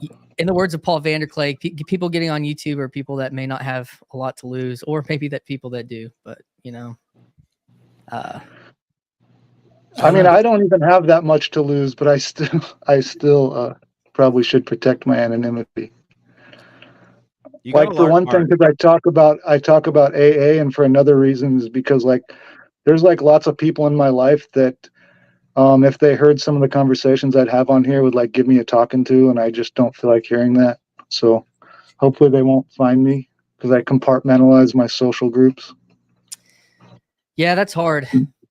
That's hard. Thank goodness my wife is just happy that I have somebody else to talk to. Good grief. Because if she was not liking this stuff, I'd be in real trouble, boys. Yeah. That's true. I'd be going on a lot of walks. Right? Going on a walk. Who are you talking to? No one. 3 hours Nobody. later. 5 guys on a screen. Dude. Man, To- well, To give I don't know. an example of real life friends and internet friends mixing, when I said earlier, Christian, that you stole my idea, it was because I had a live stream, estuary live stream scheduled 2 Fridays ago now, before PVK decided to ruin it with his Q&A. Hmm. With Matsy, Nico, and my friend John, who's part of my estuary in London, and he's also been on Paul's channel to try to do some grift, raise some money for his Kickstarter. Ah, Is well, as you should so still do it. Is that Yes, Jazz Cow? Jazz Cow, that's right. Yeah. Yeah, and now I feel like a better idea would be for you to interview him. You're like the Joe Rogan of the corner. Yes. And then add them to your artist estuary, because I think you've got a good crew of people that you're building relationship with. Yeah, it's been a weird thing. I would definitely, you know, send him my way, or send me his stuff, and we can try to make that happen. But I always struggle with the identity of creative, because I was always just doing cover songs, and I was like, I don't feel creative, you know. But everyone I was around was creative, and so I feel like I've been able to, like, I'm doing a podcast. I don't feel creative. Everybody does a podcast, like. But I think I know the answer for you in that little pickle, and it's a Right. fog machine. Fog You need machine. yeah. If you would add a fog machine, I think that ups the creativity factor. I mean, but that's by some. And you're like in your attic, right? So like it's not going to affect the rest of your house. You could just my garage loud that place up. It's in my garage. It's separate from my house, actually. Well. That would be cool. Creativity plus 5, spirituality plus 10 with a fog machine. That's right. And I think I still have the password to your backstage StreamYard, so maybe I'll come on and just provide some like soft keys behind you too. Like we can just up the production value, I think, and really make something out of this. Make something that Alan would be proud of, you know? That's right. We can turn it in. You know, I've been at some concerts, like, and there's always that time, like whenever you play like Fix You by Coldplay or something, or you there's that song by the band, and I'm like, oh man, about 150 people about to get saved right now. So in the golden era of when I was the sound guy at the mega church, we like all of my roommates basically constituted the best band, because everybody would trade out and it would be somewhat random, but the pastor would kind of pick and choose different teams or whatever week to week. But when it was like all my roommates, I can't remember what song it was, but it was probably some standard Big Eva song. But they did the Coldplay Fix You bridge at the end of the worship song. And it like with the whole rising. Yep. Yeah, dude. I was all over that in 2008. I added it to Here I Am to Worship. That might have been it. That still gets me. It's good. No shade. It's good. Yeah. If my mental illness gets real bad, I go back to listening to like Passion 2012, the one I was at, and I'm trying to harness the good feelings of, the feels and the vibe. The feels. Whoa, face reveal. There he is. That really was a face reveal. He's like, it's time. Good looking fella. Hey man, welcome. He's frozen. Maybe did he want to reveal his face? Maybe he did. If you don't say anything controversial, you're not really in that much trouble. As far as I know, that's a completely different guy that was on the screen earlier. Yeah, same here. I was gonna try to make him be the big screen, but I couldn't get it. I couldn't get it working. Well, I think creativity, it reminds me of Christian hip shooting. I don't have the StreamYard skills of some. Dude. Just doing stuff, putting things together. I think anyone can really be creative. You just,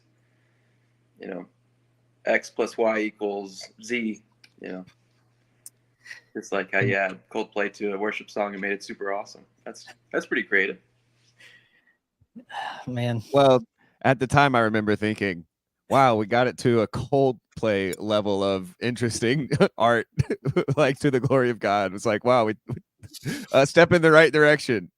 It's like now the rest of the 10,000 miles. I don't even know. I mean, But I'm a snob. yeah. I went felt- to. Oh, Go ahead. Aaron. No, you go ahead, Aaron. Well, I was just gonna say I went to a church at the time, and they played Arcade Fire at the end, and it was like that classic early 2000s where everyone was like chanting stuff, so it just fit really great. And I don't think anyone knew that it was Arcade Fire besides the people playing it. That was pretty great. Was it just One like of- that? Oh whoa, oh whoa, whoa. Yeah, it was. I can guess. I can't remember the title. One of the saddest collateral damage things that went down when I got fired from that church was I had convinced a few people to work with me on a Bon Iver style worship album with like a mix of covers and old hymns and new songs that were all in that, like, you know, the black and white album with all the weird symbols, that kind of vibe. And it obviously did not happen because they were like, yeah, get out of here. But it's always in the back of my mind because I have like a version of like It Is Well that is like was a demo or whatever, and it's still, I'm like, dang, that is pretty cool. But That's right there. That's You should make it. if I was writing the McLaw story, that would be the ending of him. well, yeah, I don't want to do it too soon. You know, my wife still needs me. Here's Luke Thompson. Bon Iver only makes worship albums, and it's Yeah. funny because Taylor Swift had Bon Iver do a duet with her. You know, that same time. Yep. And someone, you know, who's inspiring the pop artists is the indie artists.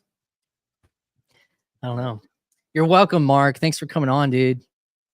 Like I said, what if he didn't mean to do that? Oops. Mark, you showed your face on the internet. Put them on big screen. I tried to put it back. It didn't work. It's like it's happening. Hey, all right. So here comes the immature or on the young Christian journey and not in Protestant worship. How does, maybe you guys can even point me to a resource because I am such a nerd. How did the progression of music, is there a way to break down the progression of music that got there? Like, was there a way that the Protestants were taking some of the older classical hymns that I would hear even in my Catholic church, and then kind of putting a new spin on them or updating them or just at some point completely abandoning them?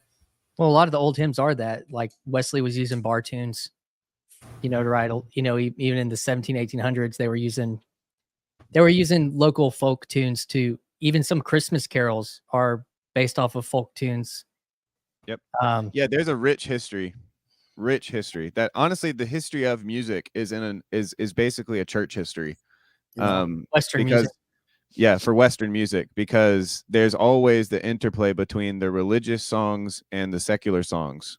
And that also is the branch between like folk music and like high art, you know, and so you can see that kind of divide throughout. But what's recently happened, I don't think that there's really a good kind of, especially from the like mega church to the hills, to the like Mars Hill kind of Young, Restless, and Reformed, and even just like Lifeway, you know, like and them being able to send out music scores and sheets of the contemporary music that was being played on the local radio stations.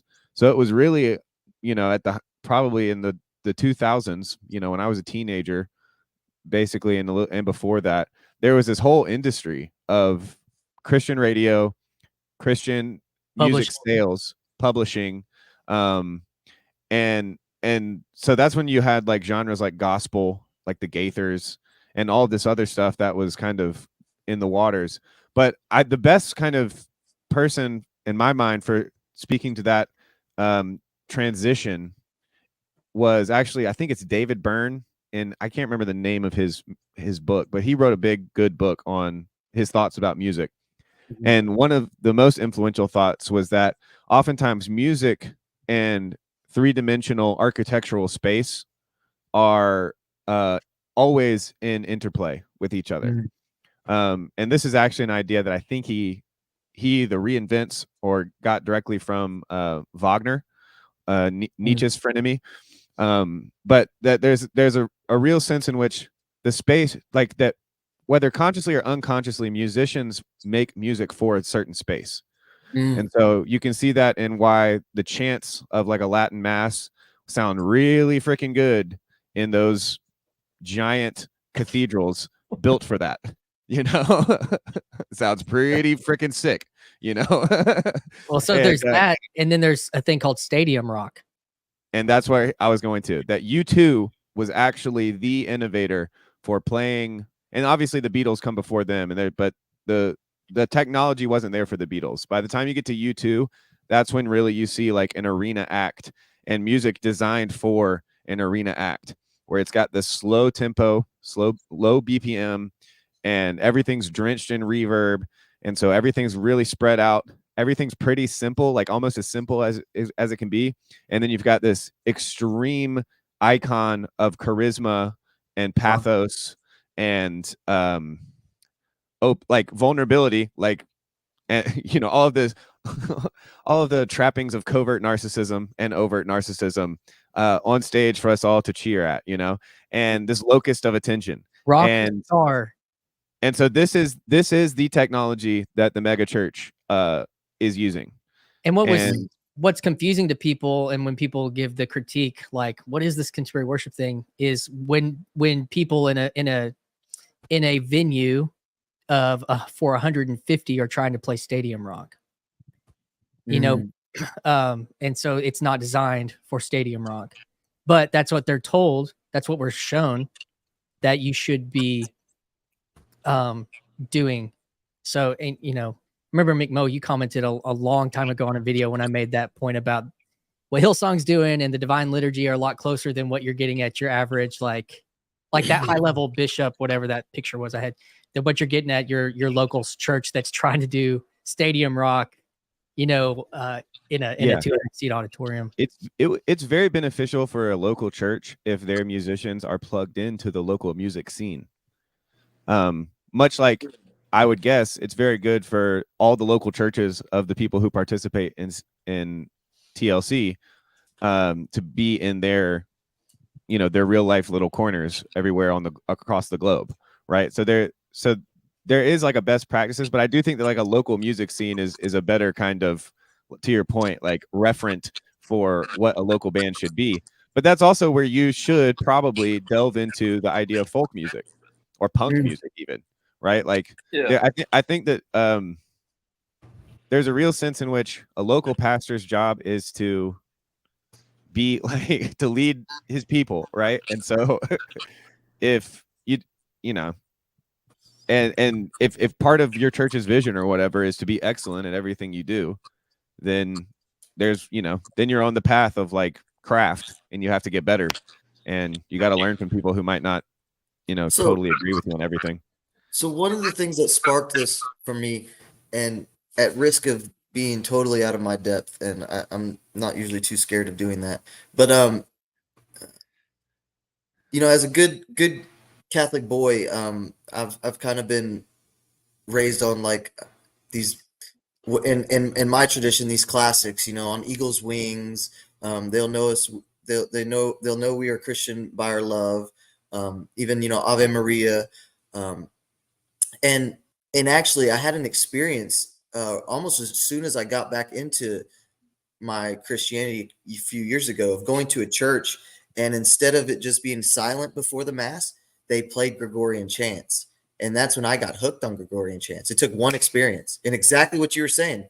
It was in the right space, and this, I was doing my meditation, and it worked. It didn't. If anything, it accentuated my practice there, and I fell in. And to this day, I like doing it when I work out. I'm a weirdo. Like I like shooting basketball to Gregorian chants or lifting weights. I used to run to Gregorian chants. Absolutely. Yeah, there's something. One of the first CDs there. I bought at a thrift store was Gregorian chants as a weird little like 12-year-old. And then the more recent instance was Paul went to this classes thing, and he said he didn't know the song, and he wasn't able to sing. And pretty much, from what I know, in a Catholic church, that would be absolutely unheard of. There's just not that turnover in the musical choices that the priests, we're not as beautiful or participatory as like the Divine Liturgy, where literally the whole thing is kind of sung. There's actually a Eastern Orthodox church here, and they actually even put their stuff on YouTube, and so I've been able to kind of peek in there and see how that goes down, and it's something to be seen. I'm sure it's even more something to participate in, but yeah, being in the room is different. Yeah, Yeah. being in the room. Yeah. Well, and so yeah, that just really, and not to get all weird or anything, but when PBK communicated that, it seemed like it didn't sit right with him. I want to be gentle. It seemed like it wasn't a good experience of that. Well, let me put it this way: the ideal certainly shouldn't be that every saint goes their whole life without never hearing a single new song.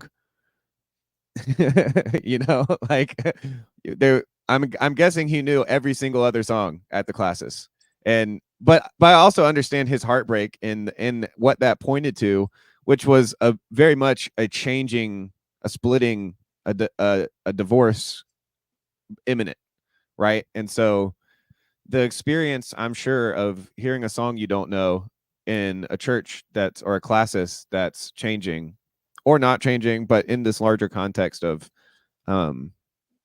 change, that it probably hits different, I think he said that there were only 2 songs and he didn't know either of them.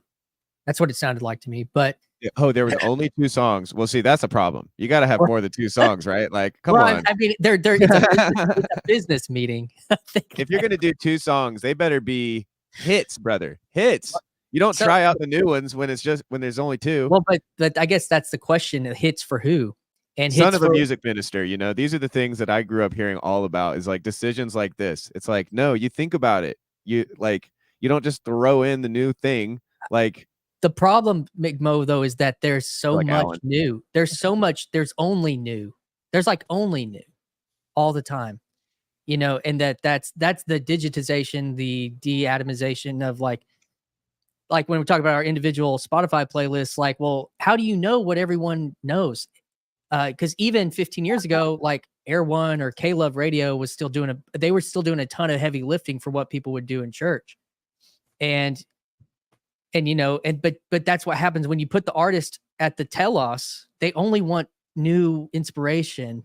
And so there's at the expense of only like holding on to a corpus of songs. Well, and yeah, I think I don't want to downplay that. I do get the real like heavy sense of kind of a loss of hominess, with that kind of thing. And that's like the domicide thing, right? At the same time. Well, do you think? I guess that was my only point, was that to say, like I totally agree with you on that, like that. But I also think that I do have another point, but which is that there's a sense in which, like, to what degree we're the people who need to decide what to hold on to, right? And that's the way it's always going to be, and the way it always has been. And none of us individually is going to be the one who, makes sure that the best hymns stay the best hymns. Like, none of us are necessarily canon keepers. But we can use the power of the current technology to basically hear every song that's been made within our lifetime and curate the best of the best, and have, harnessed a technology for the glory of God in a way that, Paul of Tarsus could never have dreamed of. So that's my best attempt at a Parlo pump, trying to pump us up a little bit.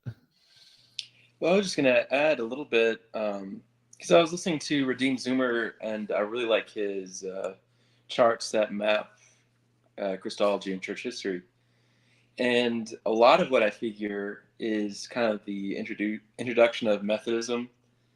And I know a lot of churches were wary about it in like the 1800s, but it's basically, that they really felt like the Holy Spirit was telling them, you know, their intimate relationship with God pushed them to innovate structures to where Redeemed Zoomer would joke that the next branch of thing that would come from Methodists, like the Holiness Movement or Pentecostalism, after that, would break away because the Methodists weren't methoding hard enough.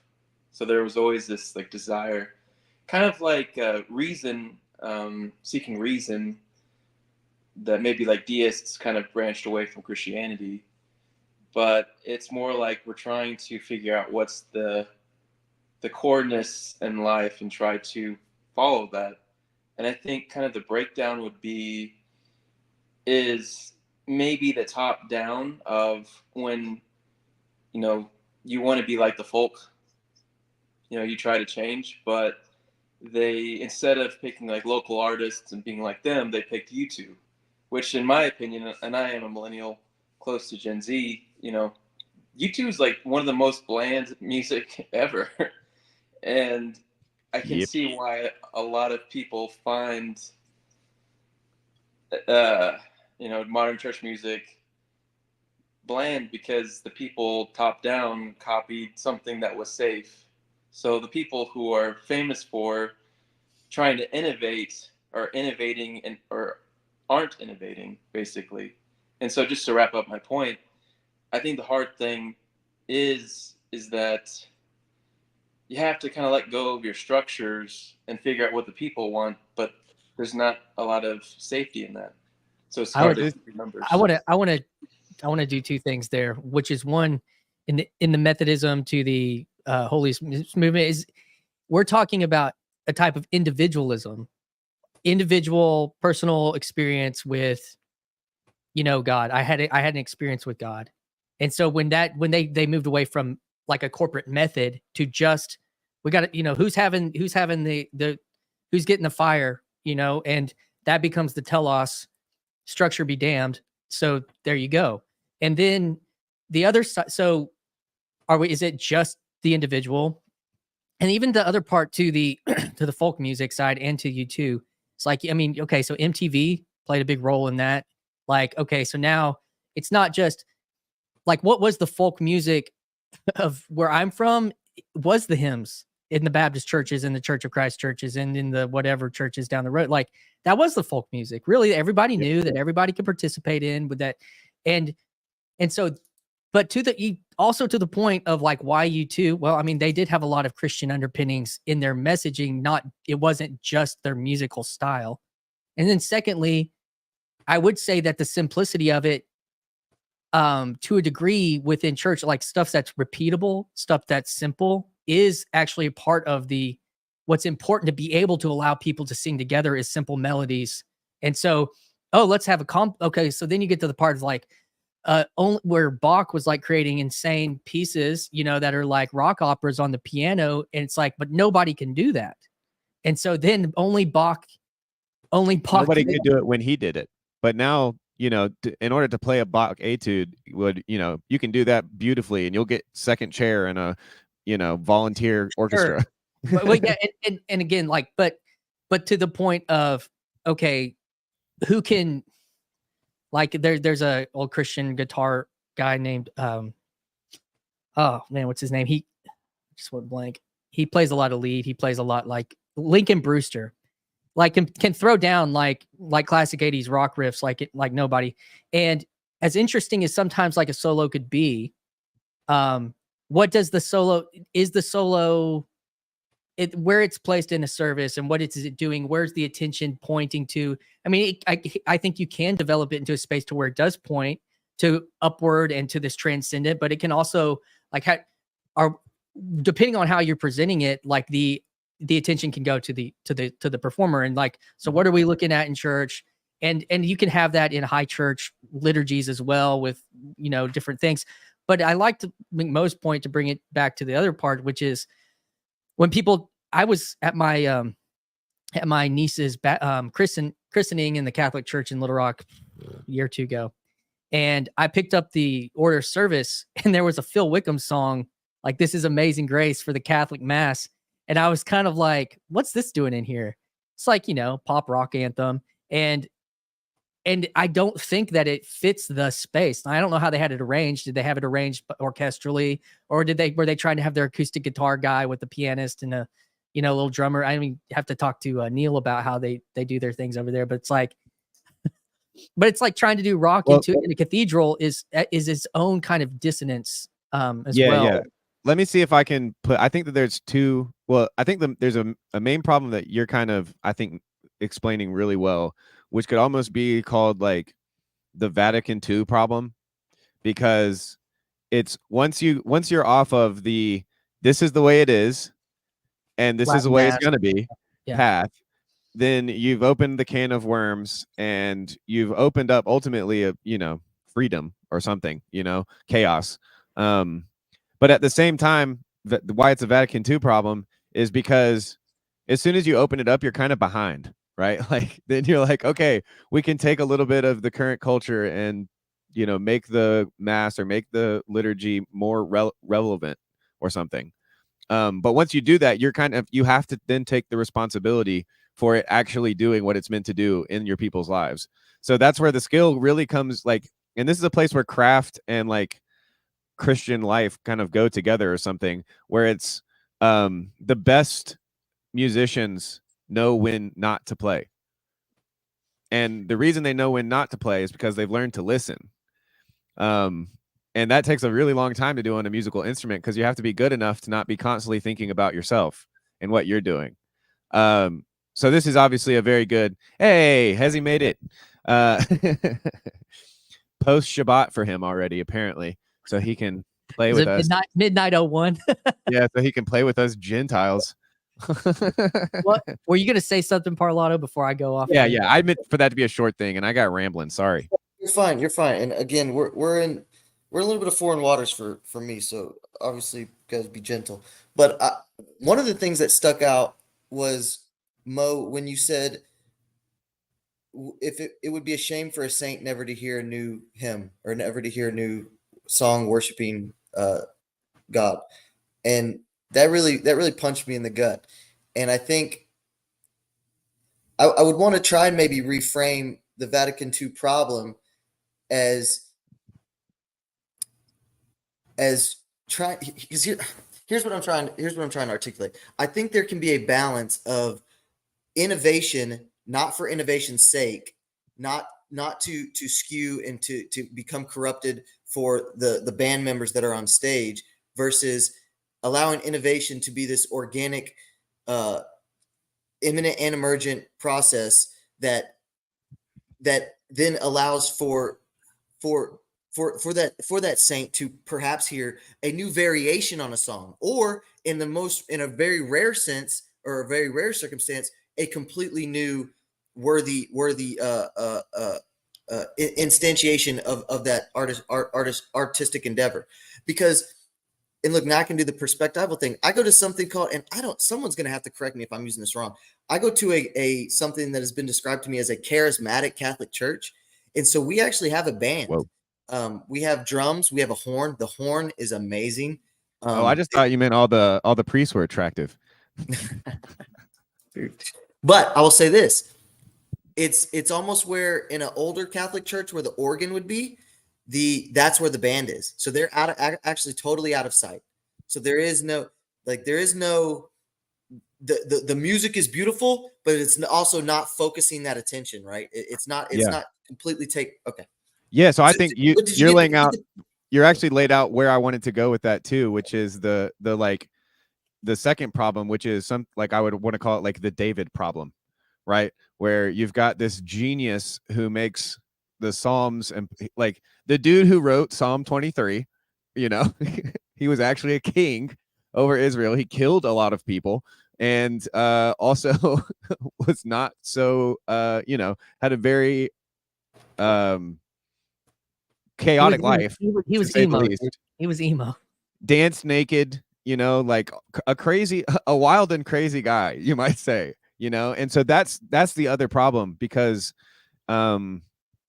like the Vatican II is practicing just a different type of traditionalism, right? It's kind of a yeah, like that. And there's no way that it couldn't be, or else it would be not, it couldn't exist basically if it wasn't right in line with what was already going on.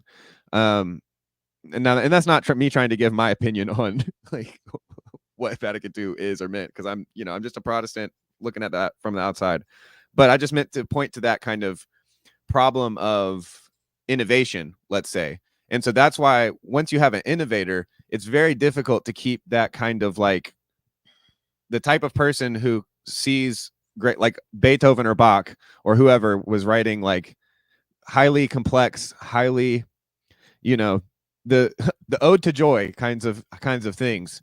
Their personal lives are going to look a lot more like Kanye than they are going to look like PVK, right? Like, so yeah, and then what you said about the saint kind of hearing the variation to the song, that I really do think is the key to, not the key to being a saint or anything, but I do think you're right on about how a saint would listen to music, because, and this gets into kind of Kierkegaard's idea of repetition, which is like, the only people who think get bored with repetition are basically like not paying close enough attention, because there's no such thing as a perfect one-to-one repetition.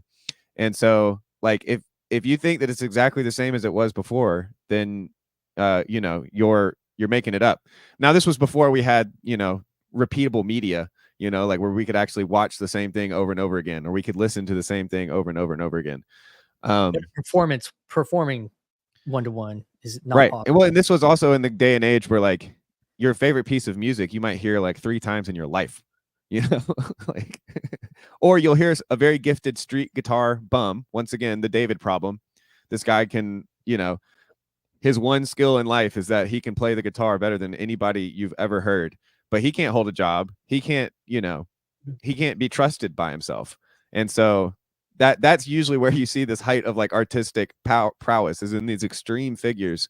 But I think that Christian is right, that there is something more important about the kind of, or I should say, I would rather have a campfire song with people I genuinely love, even if it's a dumb song like Kumbaya or something, which is a great song, by the way, than, be unhappy in that moment because someone's off key or anything like that. But I think if you're, that's why I say, like, if you're a part of a church thing, or if you're a musician, then you're kind of, you must do things to the glory of God. So you have to do it as good as you can. But that's about my only best, the thoughts other there, I guess. The other piece that that's sticking in my mind is, did you say structure be damned earlier? Did someone completely detached from the structure, completely detached from the heritage and the tradition? I said, if you put the artist or the innovator at the telos, yes, then okay. then yeah, that's gonna happen. It can become on that trajectory, and some would say that we are there in many regards. And now I want to try and do a big gymnastic move, because this really stuck out, and you kind of just, whether you did it explicitly or implicitly, Mo, with your and Afrael's conversation about singing around a campfire, and how innate that is, and how fundamental that is to community, right? Is to have this life liturgy that is able to be participated with. And so it's almost as if, in an analogous way, if that innovator or innovation for innovation's sake has completely been decoupled from that template, from that structure, from that tradition, then the only way is to become into these narcissistic, atomized, individualistic playlists, and you have disinhibited any chance at trying to have that communal campfire.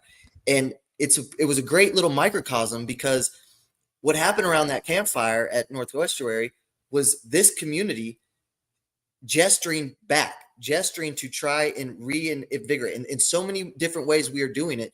And it was just so much on the nose. And I think that's why it came up in that conversation. I think that's why it smacked. Let me just speak for myself. I think that's why that part of that conversation smacked me, because I was just like, yes, it was so correct. I was just like, that is what was going on. Because I was literally around that campfire, and someone would play a song. Your voice at the end is my favorite part. Say it again. your voice at the end is my favorite part of that clip. Thank you. Yeah, I'm glad you caught that. I didn't know if anybody recognized my voice.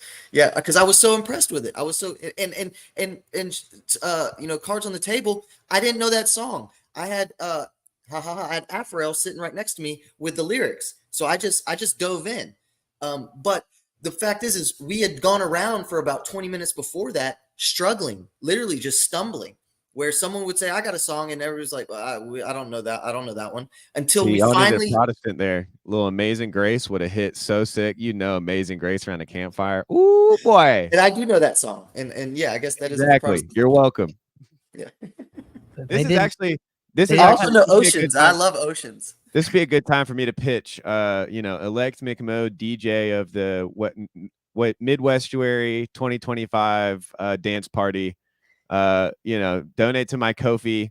I would be very grateful if the reins of DJ were given to me for one night, maybe an hour and a half or something, and then let me because just picking the right song it's a lot of fun to do it when you nail it, and Christian knows this is the same thing of like putting together a Protestant like worship set or a liturgy. Like you have to it's kind of like a DJ, like you're picking songs for the people, and hopefully in light of the personal connections that you have with them. And so so and so's favorite song is this, and that her dog passed away this week and she needs a little comfort. And like I think that like so much ink could be spilt on just the fact of small town preachers and PVK fits into this category, but those kind of like skills that will get you no money and no attention and no acclaim from man, just kind of doing things very sacrificially. Like the good honest work of a minister is like really, really cool stuff. Is when they focus on it and they do it to the best of their ability. Like that, that stuff gets me hyped up. Well, it's a complex problem of I want you have the artists and the musicians saying, "Hey dude, let's do this song. This song's awesome." Nobody knows it. Yeah, and every week they want a new song because that's what I'm saying. It's like it. You know what I'm talking about. Oh, this is a banger. Oh, yeah. It's a banger if you're paying attention to the wave. But it's like, what's the purpose of? Are we coming here to play the top? To play the next thing, or are we thinking that because here's the thing. I'll even say this because the mega church was financed by the boomers. They were paying the millennials to execute U2 on Sunday morning. But they're not paying them to sing they were not telling us we want to be able to sing every song, but then they would be, and then they'd come back to you. Hey, can we do one of those? It's like, even though you'd get someone come up and be like, hey, can we do a hymn next week or whatever? Because I don't know any of these songs. I mean, it's great. Y'all are doing awesome, but it's like, but can we play one of these, and I think that we luckily, I think, jumped past that point in the size of the church where by the time I got there was, people would come up to me, the sound guy, and be like, what do you think about, do y'all take song requests and stuff like that? And I'd be like, yeah, sure. Email me. To a black hole email. Christian, I think you're zooming in on what I was, and you're saying it much more articulately because you're more versed in this. But that's where it comes back to this telos thing, right? Can we have innovation coupled in an optimal manner to still participate in the ultimate telos of full participation in the liturgy? That's kind of ask the Orthodox. I think so. The greatest amongst you is a servant of all. And I think all of our denominations spiral out of a service some way. I'm a Baptist, so I would imagine what made them very popular at the time was maybe everyone was not focused on the scriptures. And Anglicanism, maybe what made them popular at the time was, in England, Catholics and Protestants were fighting each other so much, they were like, all right, we're just going to mix them and we're not going to talk about it anymore. And I think if we really have that, and if we come, just kind of coming back to what everyone was saying, and especially about bringing IRL and TLC, you know, how to bring this to other people, it's that their purpose is greater than you. And if we remember that when we do music or, you know, go up to the traditions, it's for the sake of the flock, not for the sake of myself. I'm just telling you though that there is a person that makes the decisions. Yep. You know, that ideal is true, but there is a person or people, a couple of people that make the decisions, and an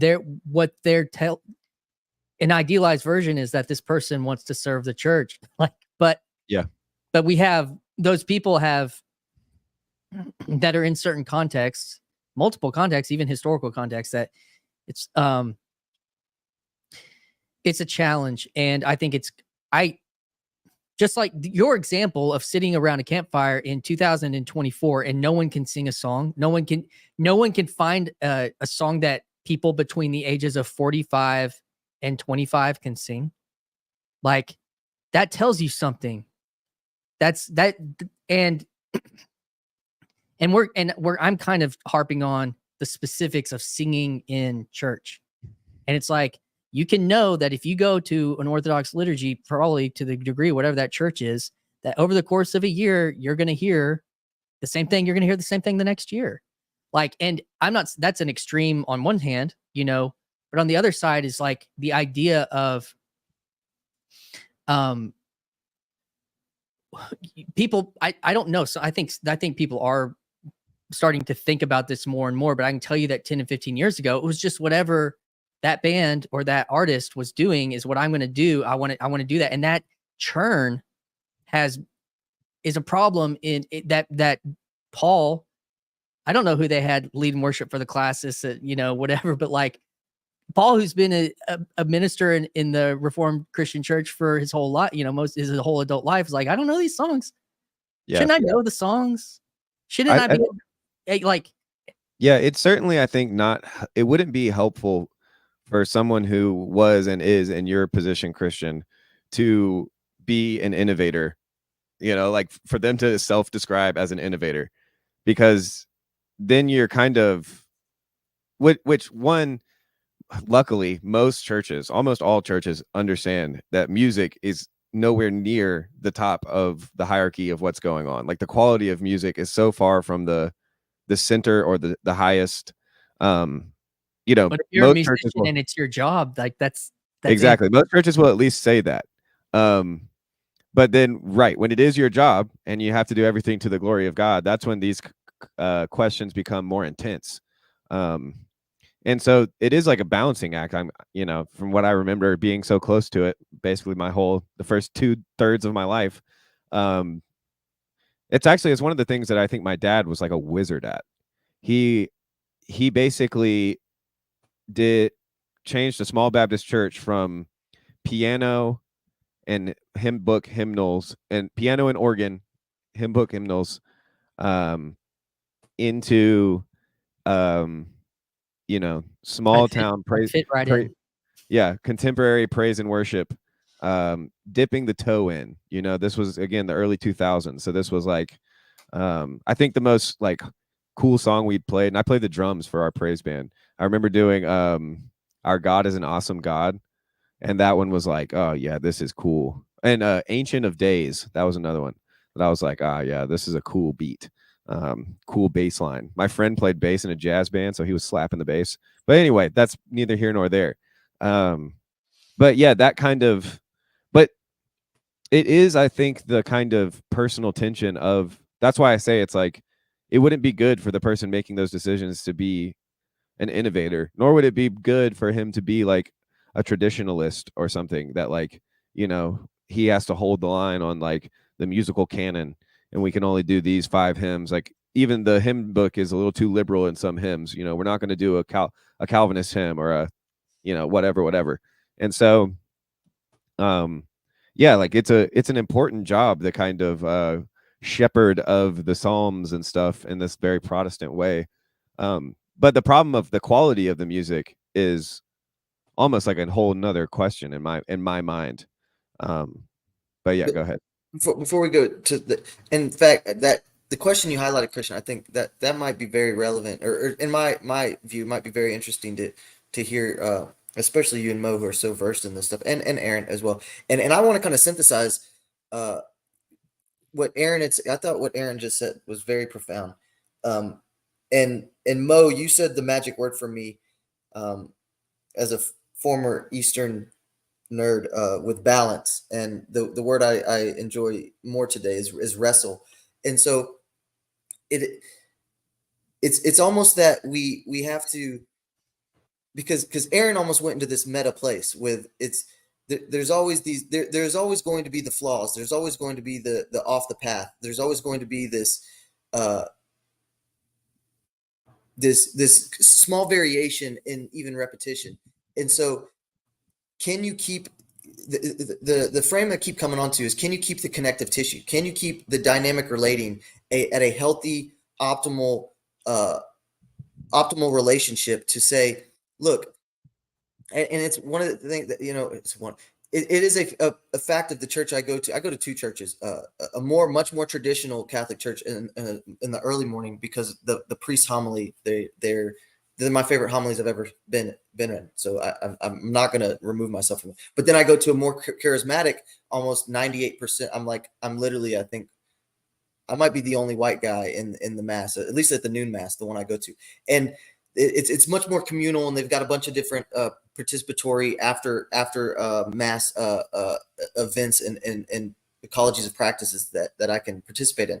And so they themselves are balancing this. We've got a band, we've got a horn, we got drums, but they're still trying to keep that relation healthy, onto where we're still doing a Catholic church. We're still trying to keep our template and our structure somewhat still identified, and somewhat still attached to this ability to allow innovation, and then to wield innovation for a higher purpose, for the telos of full participation in the liturgy.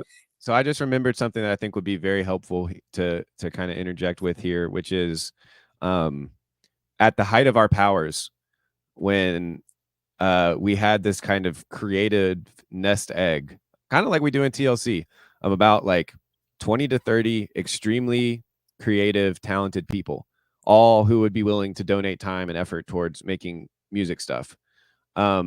We had lots and lots of discussions about how to introduce brand new songs. And so these were songs that we wrote that did not come from Christian radio or Christian playlists, or big bands like Hillsong or Passion, but was like a brand new song to the world kind of a thing. And so as we were kind of strategizing the best way to do that, we realized, and we had realized over the years, that the best way to integrate any new song was to start with either the college kids or the high school kids worship service, because they're kids, they're more open to new things. They don't have a lifetime of singing the same songs. Every great hymn is basically brand new to most high school kids. And so we would introduce it to the young kids. If it was simple enough, we would start playing it for the children, like the middle schoolers and the elementary school kids. But if not, we would just basically start singing it at the college groups, and we would normally do that for like a month or so at the college before it ever came to the big Sunday, the Super Bowl Sunday worship service every week. But then once we had, and because we had the numbers, if the high school kids knew it and the college kids knew it, that was close to like 100, 200 people knowing this song. And they're all coming with usually their family, and the parents are going to see their kids singing this worship song, and they're going to automatically want to be like, you know what? I've never heard this song. My kid loves this song and is actually singing in church. I'm going to try to learn this song and sing this song. And so we would do it like once a month, basically, in the big adult service. And by then, and after like 3 or 4 months, it's just in the rotation after that. But that was kind of what it's like, a blessing and a curse. But when you're dealing with like 1,400 people on a Sunday, you get all of these kind of knobs basically to turn to. But that's a very, very different situation in some ways to what Christian is talking about, when you've got like 150, 250 people, and you're responsible and everybody knows you. So they feel like if worship was not to their liking, they'll come up to you and tell you that it wasn't up to their liking. You know, when you're a sheep in the herd, it's like, I'm just here to kind of be a part of whatever's happening, because there's so many, joyful, enamored people. I'm just, escaping into the herd. I guess Very different situations. part of my question on that is how long does the the hype of, hey, this is a song we wrote, we're excited about it, how long does that last? Does that last 6 months? Does that last 5 years? Does that last 10 years? So the hype was really only like for the first time, like the purpose of making the new song was to kind of give people in our it was meant to be, whether it went with the exegetical sermon series, like a theme song kind of a thing, or if it was, so that it too was kind of under this greater purpose or whatever. Right, but for how long? But for how, like, all the efforts get everybody to sing that song for it to last 6 months, like, and then we're moving on to the next song we wrote, or we're moving on to the next hit, and it just became a part of the rotation, like I said. So I know, I don't remember how long do those rotations last, is what I'm trying to say, because like songs get old. They kicked me out, dude. I don't know. They might be still singing those same exact songs as far as I know. Maybe they are. I'm talking from my experience. Like, you have to make the choice to play songs that are old, that your band's going to be tired of, for the sake of which, I like, somebody said was, I think it was Matthew, that is the telos of worship full participation into the liturgy. Like, is that and if not, and it's easy to say that, but like, I know what it's like for the telos as an artist or as a innovator to be what's new, what's interesting, not what will garner full participation. But it's full participation in what? Because the telos of the liturgy is not the liturgy, right? So the full participation that the liturgy is meant to be pushing us towards should be our full participation in Christ, right? The Eucharist. No, in Christ. I'm just saying, I would say it's not just mentally full participation in Christ, but embodied full participation in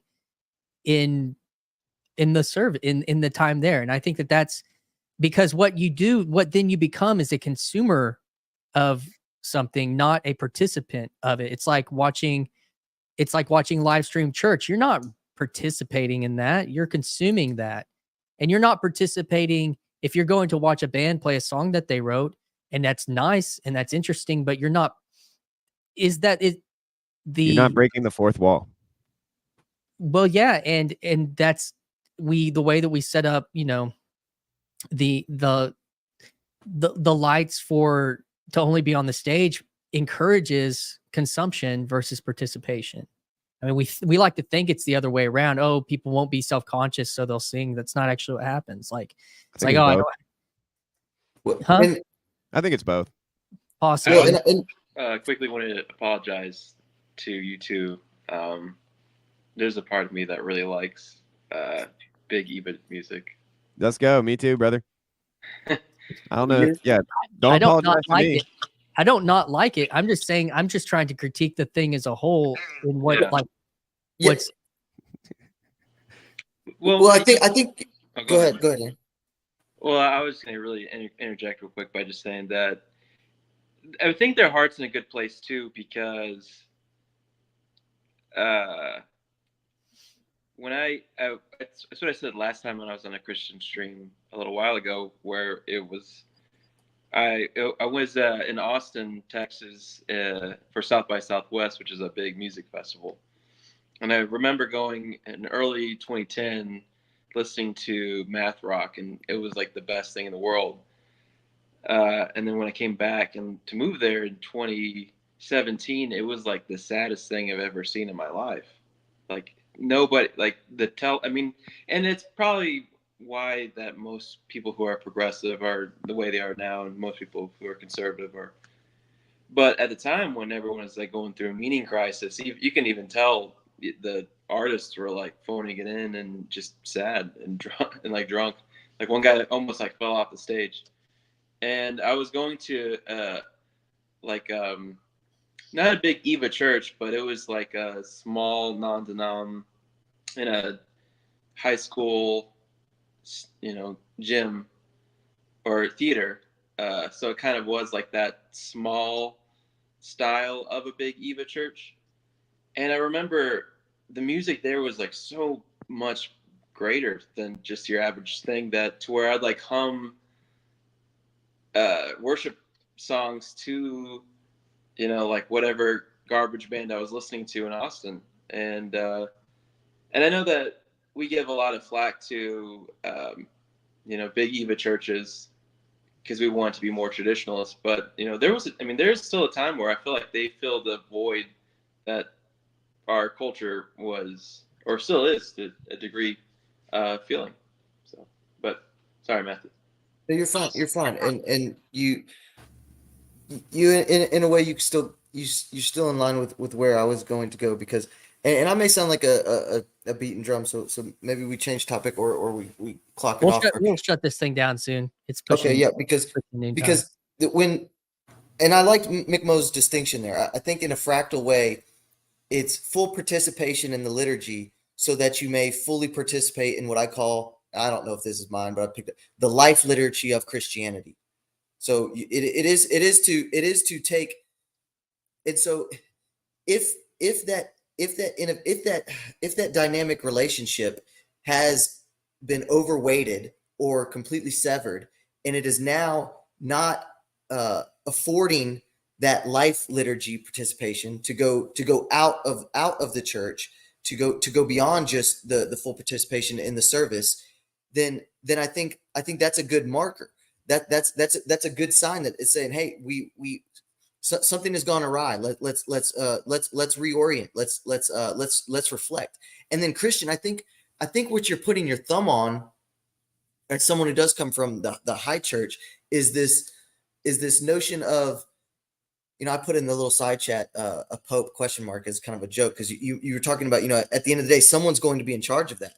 And so at the end of the day, it does come down to decision making of a human.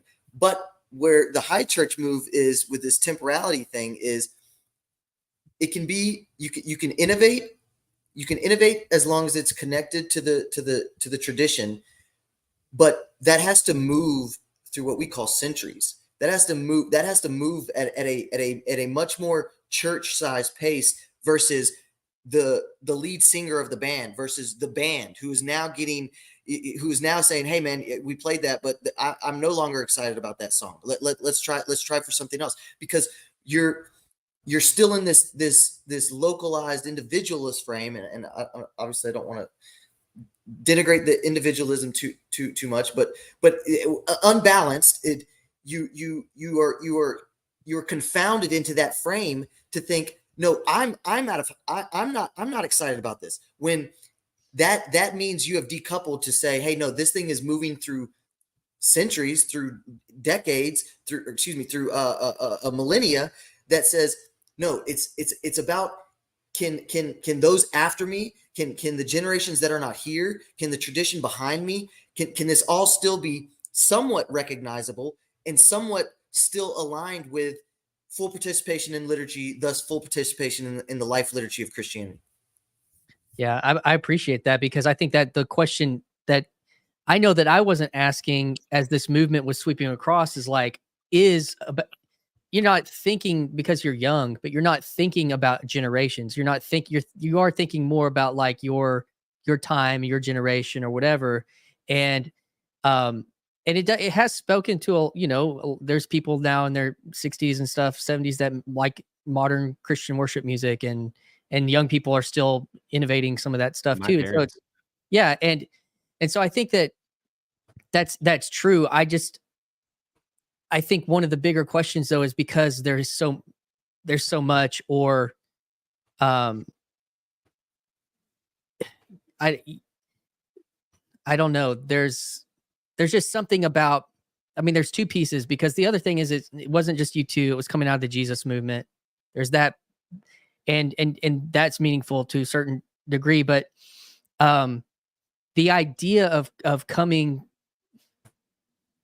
to church to see, I just lived the telos is innovation. I lived it out. Like Ed Young's church down in Dallas, and they would have it was like going to TED Talk, like these, it was going to innovative technological things, and it's how high the production and how high the is going to, this is what is going to reach people, and this is what's going to get people saved or going to get people to, and I'm thinking about what leads people through their whole life. That's kind of the question.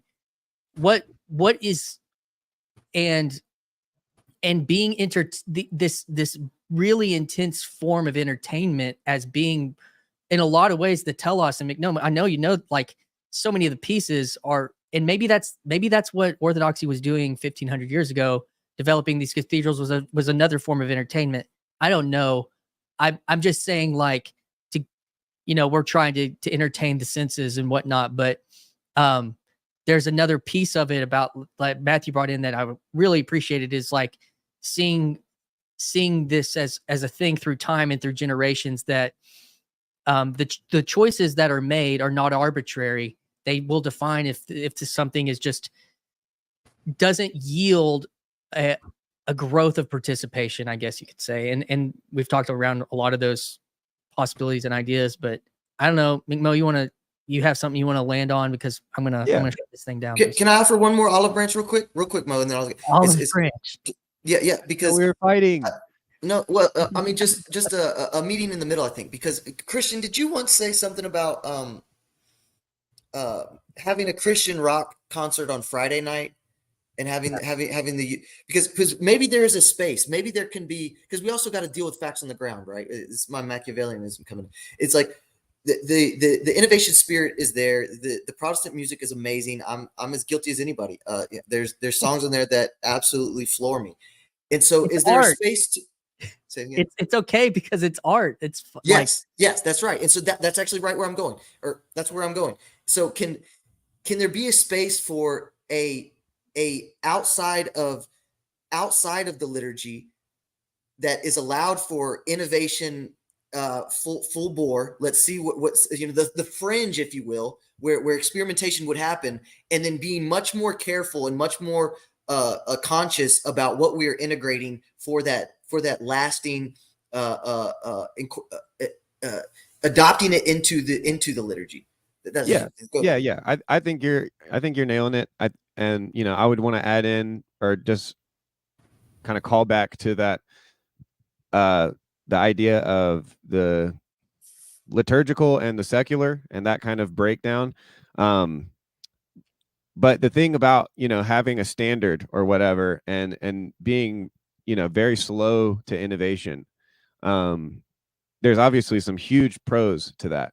And I think that, though it should not become the telos of any body of believers, we should not be surprised when the people who, it seems almost miraculously given to them as a command to sing a new song unto the Lord, that those types of people tend to congregate where the new songs might actually help somebody else besides them. Yeah. And so this is why it would be kind of sad for me if Protestantism stopped right now with the songs and said, this is the canon. It's like, for one, that means the Catholics wouldn't get any new good songs. So that, we can't do that to them. But also, like Tayo is saying, that, like, you shall know them by their fruits. And there's a huge, it's a populist movement. Mega churches are basically, Christian populism in a real sense, because people are voting with their feet. And obviously there's some huge harms with that. Go ahead, Aaron. One last thing that I guess this will be my closer. But I think mega churches have they service, if I had to really think about it, the atomized individual. The person that doesn't go to church. I feel like every person that I've met that was like on the fringes loves Joel Osteen, and anyone who is like connected into like a church body everyone makes fun of Joel Osteen. And when I went to a big Eva church, I think the good things about it, and maybe the good things of modern Christianity or postmodern, whatever, is that it services the people that that listen to them on their iPhones and stuff, and these small groups that are connected, which are really kind of like an atomized small group, 4 or 5 people who have a Bible study, and you get close to them. And I think the only thing that is lacking in big Eva churches and is that you don't connect to the pastor. Like he, Ed Young is, you can shake his hand, but that's as far as you go. And Huge. I think that the future is one where you can actually talk to your pastor. Yep. And that's the Dunbar number, baby. It is. My brother, who's 10 years younger than me, when he was looking, they just moved from Texas to Arkansas. When he was looking for a new church, he wanted to go to a church that didn't have more than one service. It's I like that. I'm certainly like, because of that point, that was the most uncomfortable thing about being in the mega church, was just seeing every Sunday how many people were there as alienated, itemized individuals. And often because everybody's friendly there, that there is a real, it's like, come to the waters of friendliness, and you'll meet somebody who will talk to you for sure. There's 1,400 people here. One of them is going to want to talk to you more than you would ever want to talk to them. But that screams what the His telos name's is. McNo. But it does scream what the telos is.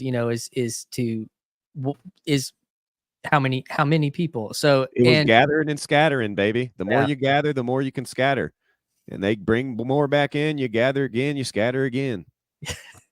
Yeah. So, guys, I appreciate y'all meet me here. It's fun the way this ended out. There was a point that I was wanting to, that I've lost since that in the last three. So maybe we'll just leave it at that. But this was fun. And it's great to hear, like, McMo and I, work behind the curtain. It's really awesome to have conversations with people that are on the other side of the curtain, like to interface that with, because sometimes you don't know, you're kind of in your closet, your bubble that way. And so, like, Aaron, I appreciate your perspective immensely as a result of that. And great things. So this one ended up being a banger of 3 hours. And for me and Parlato, we're both like trying to like hold on. I know he's got to eat and everything, but So hungry. Yeah, man. Guys, thank y'all. I'm gonna close it down. We'll see y'all around the corner somewhere, some here. Thanks for being in the Hive Mind. Thanks for hanging out, everybody. And we'll close it down with the old faithful here. Hi, this is Christian Baxter, and you're listening to Yours Truly, a place we go to think out loud.